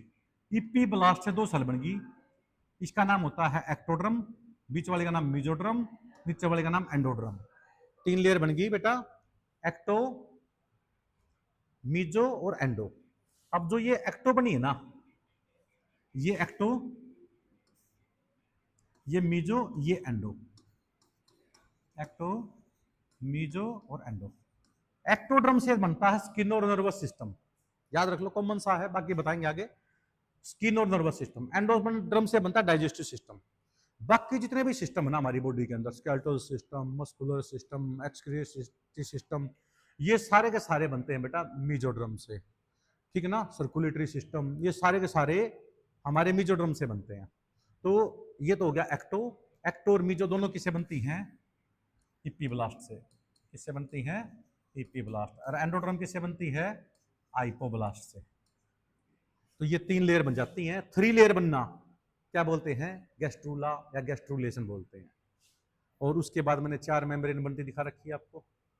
देखो, स्किन और नर्वस सिस्टम से एक्टोड्रम से बन गया, मीजोड्रम से मस्कुलर, ये जो किडनी वगैरह सारी चीज बन गई, और डाइजेस्टिव सिस्टम बन गया हमारा एंडोड्रम से। बाकी कुछ स्पेसिफिक है वो आप टेबल से याद कर लीजिए। अब extra embryonic membrane, foetal membrane और बनती है 4। एमनियोन, देखो सबसे पहले दिखाते हैं हम, ये पहले नंबर पे देखा थे कोरियोन। अब मैंने बताया था ये ट्रोपोएक्टोड्रम थी, ये पेराइटल पेरिटोनियम थी, दोनों लेयर से मिलकर क्या बन गया था? कोरियोन। वुमन का प्लेसेंटा कोरियोन का बनता है, इसलिए वुमन प्लेसेंटा को हम कोरियोनिक प्लेसेंटा कहते हैं बेटा। वुमन प्लेसेंटा को क्या कहते हैं हमें? Chorionic placenta. ठीक है। दूसरे नंबर पे होती है बेटा एमनियोन लेयर। ये जो लेयर बन गई देखो, ये वाली एमनियोजेनिक सेल्स और विच पैराइटल पेरिटोनियम से बन गई थी बेटा एमनियोन। एमनियोन लेयर बनती है उनमें जिनकी डेवलपमेंट पानी से बाहर होती है, रेप्टाइल्स, बर्ड्स और मैमल्स। अब पानी में तो मान ली मैकेनिकल शॉक लगने का चांस कम होता है क्योंकि पानी रेजिस्टेंस कर लेता है उसको, इसलिए उनके अंदर एमनियोन लेयर नहीं बनती। उनका नाम होता है एनएमनियोटा। फिश और एम्फीबियन को हम एनएमनियोटा कहते हैं। और एनएमनियोटा के अंदर 10 पेयर क्रेनियल नर्व होती हैं और एमनियोटा के अंदर 12 पेयर क्रेनियल नर्व होंगे बेटे। और योग सेक, कंगारू के अंदर प्लेसेंटा ही योग सेक का बनता है बेटे, क्योंकि मार्सुपियल पाउच होता है कंगारू के अंदर, बच्चे को उसी में रखते हैं, वहीं पर न्यूट्रिशन दिया जाता है। तो ये योग सेक प्लेसेंटा कंगारू में होता है। रेप्टाइल्स, बर्ड्स और मैमल्स में एमनियोन लेयर का बनता है, एमनियोटिक प्लेसेंटा होगा। वुमन के अंदर, मैमल्स में एक्सेप्शन है वुमन, वुमन में कोरियोनिक प्लेसेंटा होता है। और एक होता है बेटा ये एलेंटोइस लेयर। एलेंटोइस लेयर में एक स्पेशल लेयर होती है जो हमारे अंदर अनडेवलप्ड होती है, काऊ और बफेलो में होती है। ये एमनियोन, कोरियोन, योग सेक और एलेंटोइस 4 एक्स्ट्रा एम्ब्रियोनिक मेम्ब्रेन होती है बेटा। ये नेक्स्ट है, ये हालांकि एनसीईआरटी ने काट दिया पर इसके बिना कॉन्सेप्ट पूरा होता नहीं है। कोरियोन, एमनियोन, एलेंटोइस और योग सेक। अब आते हैं बेटे, ये कोरियोनिक विलाई होती है, यम्बिकुलर कोड होती है, बेबी को जो न्यूट्रिशन प्रोवाइड करती है। वुमन प्लेसेंटा का नाम कोरियोनिक प्लेसेंटा होता है भाई। नेक्स्ट आता है, प्लेसेंटा के थ्रू न्यूट्रिशन जाता है बेबी के अंदर, ऑक्सीजन जाती है, एक्सक्रिएशन वेस्ट मटेरियल निकलता है, एज ए बैरियर का काम भी करता है भाई। ठीक है। तो टेरेटोजन, कई बार क्या होता है अर्ली जो 3-4 महीने की प्रेगनेंसी होती है ना, तो फीमेल को पैरासीटामोल भी देने से डॉक्टर मना कर देते हैं, भी कोशिश करो आपको दवाई ना लेनी पड़े, क्योंकि उस टाइम यदि कोई भी मेडिसिन लेती है ना फीमेल, कोई भी केमिकल लेती है, ड्रग्स लेती है, मतलब मेडिसिन जो भी हैं, तो बच्चे के अंदर एबनॉर्मलिटी आने के चांस हो जाते हैं। इसका नाम होता है बेटा टेरेटोजन, यानी दोज केमिकल या ड्रग्स या substance which cause abnormality in developing foetus is called teratogen. और जैसे थैलोमाइड वगैरह ले ले तो बच्चे के अंदर क्या होता है, फाइकोमेगली, हाथ पे डेवलप ना होना, जैसे ये बोन डेवलप ना हो, ये हाथ यहाँ जुड़ जाए, कोई ना कोई एबनॉर्मलिटी आ जाती है बच्चे के अंदर। इसलिए पहले 3-4 महीने तो कोशिश डॉक्टर से मतलब सलाह से यही रखनी चाहिए कि कोई भी ऐसी मेडिसिन ना ली जाए तो बच्चे के लिए हार्मफुल हो। एक होता है एंडोक्राइन ग्लैंड का काम करता है बेटा प्लेसेंटा, इसमें से ओएस्ट्रोजन, प्रोजेस्टेरोन, जब बताया था मैंने, progesterone pregnancy maintaining hormone, progesterone hormone निकलता है कॉर्पस लुटियम से। कॉर्पस लुटियम को कौन कंट्रोल करता है? HCG hormone. एचसीजी कहां से निकलता है भाई? ट्रोपोएक्टोड्रम से। प्रेगनेंसी को चेक करने में काम किया जाता है जो, ठीक है, ल्यूटिनाइजिंग हार्मोन का काम करता है। फिर आता है ये ह्यूमन कोरियोनिक सोमेटो, ये सोमेटोमेमोट्रोफिन, एचसीएस हार्मोन, ठीक है ना, पहले इसका नाम था human placental lactogen. Chorionic thyrotrophin की जो सारी कंसंट्रेशन, एक रिलैक्सिंग हार्मोन निकलता है, मैंने बताया था लिगामेंट को लूज कर देता ताकि बच्चे का जन्म में आसानी से हो सके। इसके अलावा oestrogen, progesterone, cortisol, prolactin, milk forming hormone होता है, इंटीरियर लोब ऑफ पिट्यूटरी से निकलता है। ये इंक्रीज करते हैं मैटरनल ब्लड को ड्यूरिंग प्रेगनेंसी ताकि बच्चे में जाए न्यूट्रिशन क्रॉस होते रहें। तो जो ये आता है आपका, एक दिखा रखा है ना उन्हें सीआरएच हार्मोन, कोर्टिकोट्रोफिन जो हार्मोन होता है, ये कोर्टिकोट्रोफिन रिलीजिंग जो हार्मोन होता है सीआरएच हार्मोन, ये आगे आएगा, चलो ये रहा। सीआरएच हार्मोन क्या होता है भाई? एनसीईआरटी नहीं दे रखा पर वैसे याद कर लो इसको। यदि इसका लेवल ज्यादा है, यदि इसका लेवल ज्यादा है तो डिलीवरी नजदीक है, यदि इसका लेवल कम है तो डिलीवरी बाद में होगी। कई फीमेल के अंदर 9 मंथ से पहले 7 मंथ में 8 मंथ में डिलीवरी हो जाती है, उनका सीआरएच लेवल बढ़ जाता है। क्या बढ़ जाता है उनका? सीआरएच लेवल, सीआरएच हार्मोन का लेवल। यानी those who have low level of CRH likely to deliver after their due date के बाद ही बच्चा पैदा होगा। सीआरएच लेवल का बढ़ गया है तो जल्दी बच्चे की डिलीवरी हो सकती है, ठीक है ना। तो ये क्लॉक का काम करता है एक तरह का, कि टाइमिंग ऑफ बर्थ की कौन सी टाइमिंग होगी भाई, ठीक है। दूसरा, पहला स्टेज आती है बेटा स्टेज ऑफ डायलेशन, ठीक है। देखो वैसे तो ये सीआरएच हार्मोन ना नॉन प्रेग्नेंट जो फीमेल होती हैं उनके अंदर न्यूरो हाइपोथैलेमस से निकलता है, नर्व से निकलता है, हाइपोथैलेमस से एक हार्मोन निकलता है थोड़ी सी कंसंट्रेशन में, उसका नाम सीआरएच हार्मोन बोलते हैं, कोर्टिकोट्रोफिन हार्मोन। पर प्रेग्नेंट वुमेन के अंदर ये प्लेसेंटा से भी निकलता है। यदि नॉर्मल हाइपोथैलेमस से निकल रहा है इसका मतलब फीमेल जो होता है नॉर्मल है, नॉन प्रेग्नेंट है, हाइपोथैलेमस से थोड़ा निकलता रहता है। पर यदि वो प्लेसेंटा से निकलने लग जाए ना, प्लेसेंटा, ठीक है ना, पहले नॉन प्रेग्नेंट वुमेन के अंदर कहां से निकलता है? ये हाइपोथैलेमस से निकलता है। यदि प्लेसेंटा से भी निकलने लग जाए तो इसका मतलब वो प्रेग्नेंट है। लेवल बढ़ जाए तो अभी डिलीवरी होने वाली है, लेवल कम हो तो डिलीवरी बाद में होगी। इसलिए सीआरएच का लेवल देख के भी हम लोग बता सकते हैं कि इस फीमेल के अंदर प्रीमेच्योर डिलीवरी तो नहीं होगी या आफ्टर मेच्योर तो नहीं होगी, डिले तो नहीं होगी डिलीवरी में। तो सीआरएच हार्मोन एक मतलब यूजफुल टेक्निक है जिससे हम पता लगा लेते हैं ब्लड को चेक करके सीआरएच का लेवल, कि भाई अर्ली डिलीवरी के चांस हैं या नहीं है। प्लेसेंटा में खासकर ट्रोपोब्लास्ट ट्रोपोएक्टोडर्म होती हैं जो सीआरएच हार्मोन और रिलैक्सिन निकालते हैं बेटा। रिलैक्सिन बाद में निकलता है। रिलैक्सिन हार्मोन क्या करता है कि जो लोअर रीजन होता है ना उसको क्या करेगा, ये फ्लेक्सिबिलिटी बढ़ा देगा प्यूबिस सिम्फाइसिस के अंदर, जो ये पेल्विक गिडल होता है हमारा, ताकि बच्चे का जन्म आसानी से हो सके, नेचुरली हो जाए, सीजेरियन ना हो। पहला होता है डायलेशन, जो एमनियोटिक फ्लूइड निकलाता है बेटा उसको वाटरिंग बोलते हैं, ठीक है ना। तो फ्लूइड बाहर आ जाता है, फीमेल को पता लग जाता है कि बच्चे का जन्म होने वाला है, 10 मिनट से लेकर 1-2 घंटे का टाइम लगता है इसमें। फिर क्या होता है स्टेज ऑफ एक्सपल्जन, इसमें लगभग 10 मिनट से लेकर कुछ घंटे लग जाते हैं। इसमें ऑक्सीटोसिन का लेवल एकदम से बढ़ जाता है, लेबर पेन स्टार्ट हो जाते हैं बेटा, और फिर प्लेस बेबी बाहर आता है, और बेबी बाहर आने के बाद प्लेसेंटल स्टेज, जो प्लेसेंटा बाहर आता है, अम्बिकुलर कोड वगैरह जो होती है ना बच्चे की, वो बाहर आ जाती है। लैक्टेशन, बच्चे को दूध पिलाना, जो मदर का मिल्क होता है बेटा उसमें प्रोलैक्टिन हार्मोन से तो दूध बनता है, मिल्क फॉर्मेशन होती है, ब्रेस्ट डेवलपमेंट होती है बेटा उसमें, ठीक है ना। और ऑक्सीटोसिन से दूध निकलता है। तो जो मदर मिल्क होता है उसमें कोलेस्ट्रॉम बोलते हैं फर्स्ट मिल्क को, उसमें इम्यूनोग्लोबिन ए होता है, रोगों से लड़ने की क्षमता होती है। तो बच्चे को मदर का मिल्क जो होता है कोलेस्ट्रॉम जरूर से जरूर पिलाना चाहिए, ताकि बच्चे के अंदर इम्यूनिटी पावर स्ट्रोंग बन जाए। बच्चे के अंदर पहला इम्यूनोग्लोबिन बनता जो है ना वो इम्यूनोग्लोबिन एम बनता है, 5 गुना ज्यादा होता है इम्यूनोग्लोबिन जी से। और मदर के मिल्क में इम्यूनोग्लोबिन ए होता है भाई। फर्स्ट मिल्क का नाम होता है कोलेस्ट्रम, और इसके अंदर फैट होती है, सीजन प्रोटीन होता है, लैक्टोज कार्बोहाइड्रेट होता है, सारे साल्ट होते हैं, विटामिन सी भी प्रेजेंट होता है। यदि माँ अपने बच्चे को दूध ना पिलाए ना बेटा, इनहिबिटरी पेप्टाइड बन जाता है, तो मिल्क फॉर्मेशन ही बंद हो जाता है फीमेल के अंदर। एक था एमनियोनिटिस, जो एमनियोटिक कैविटी होती है ना बेटा, उसमें कोई इन्फेक्शन हो जाए तो इन्फ्लेमेशन हो जाए तो एमनियोनिटिस बोलते हैं। 20 वीक तक के जो 500 ग्राम तक का वेट यदि फ्यूटस का है तो उसको हम अबॉर्ड करवा सकते हैं, माँ बाप को नहीं चाहिए बेबी, तो डॉक्टर से बात करके गवर्नमेंट हॉस्पिटल में उसका अबॉर्ड किया जा सकता है। टेराटोजेनी, वही केमिकल जो ड्यूरिंग अर्ली प्रेगनेंसी फेज में लिए जाए, बच्चे के अंदर जेनेटिक एबनॉर्मलिटी पैदा कर दें, उसका नाम होता है बेटा टेराटोजेनी। अब देखें ध्यान से, एग मेम्ब्रेन, देखो टेस्टिस रिमूव कर दें, ठीक है ना, टेस्टिस और ओवरी को रिमूव कर देते हैं, उसको बोलते हैं कैस्ट्रेशन। ये ज्यादातर बैल वगैरह में करते हैं, ताकि जो काऊ का बेटा होता है जिसको हम बैल बोलते हैं, बछड़ा बोलते हैं, उसके टेस्टिस को हम रिमूव कर देते हैं, क्रश कर देते हैं, ताकि उसके अंदर टेस्टोस्टेरोन ना निकले। टेस्टोस्टेरोन निकलने के बाद वो आदमी के लिए जो क्या कहते हैं यूज किया करते हैं जो एग्रीकल्चर में, वो यूज नहीं हो पाएगा फिर वो, ठीक है। आइस्ट्रेक्टोमी, रिमूवल ऑफ यूट्रस में कई बार कैंसर हो जाता है बेटा, उसको रिमूव कर देते हैं बेटा। प्रोस्टेट ग्लैंड में कैंसर हो जाए तो प्रोस्टेक्टोमी, इसको भी रिमूव कर देते हैं। प्राइमरी एग मेम्ब्रेन, ठीक है ना, जो एग के द्वारा ही बने, जैसे विटलाइन मेम्ब्रेन होगी, जोना पेल्यूसिडिया हो गया।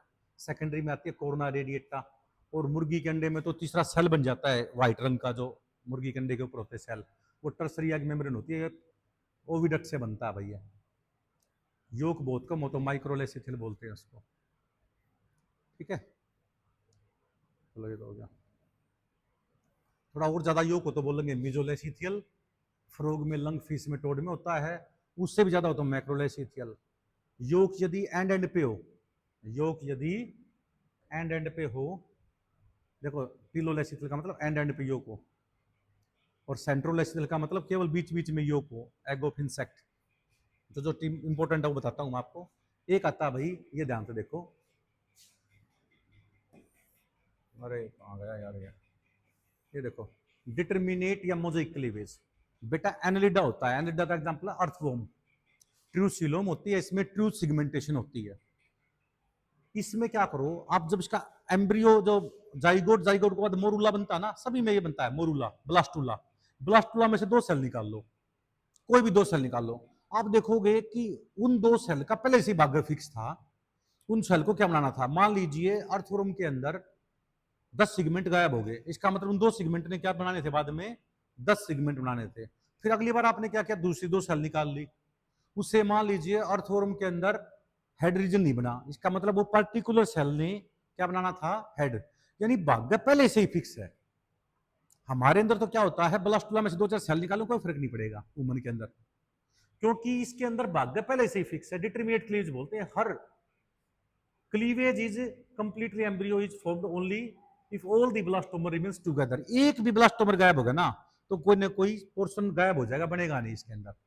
वुमन में तो क्या होता है, ब्लास्टुला में से 2-4 सेल निकालो कोई फर्क नहीं पड़ता, दो नहीं बन जाएंगे, क्योंकि पहले से भाग्य फिक्स नहीं है। उसको बोलते हैं इनडिटरमिनेट क्लीवेज। मैन के अंदर जैसे ये एनालिडा के अंदर होता है डिटरमिनेट क्लीवेज, एक सेल निकाल दोगे वो पहले से फिक्स है, उसे क्या बनाना है। नेक्स्ट आता है भाई गाइनोकोमेस्टिया। बेटा कई बार मेल के अंदर भी मेमोरी ग्लैंड जो होता है ना, मेल के अंदर मेमोरी ग्लैंड डेवलप हो जाती है, ठीक है ना, बिकम फंक्शनल, ठीक है ना, इसको गाइनोकोमेस्टिया बीमारी बोलते हैं बेटा। अब आते हैं नेक्स्ट, ट्विंस। बेटा जुड़वा बच्चे, इसमें होता क्या है, देखो एक तो होता है मोनोजाइगोटिक ट्विंस, ये देखो ध्यान से, ये फीमेल रिप्रोडक्टिव सिस्टम है,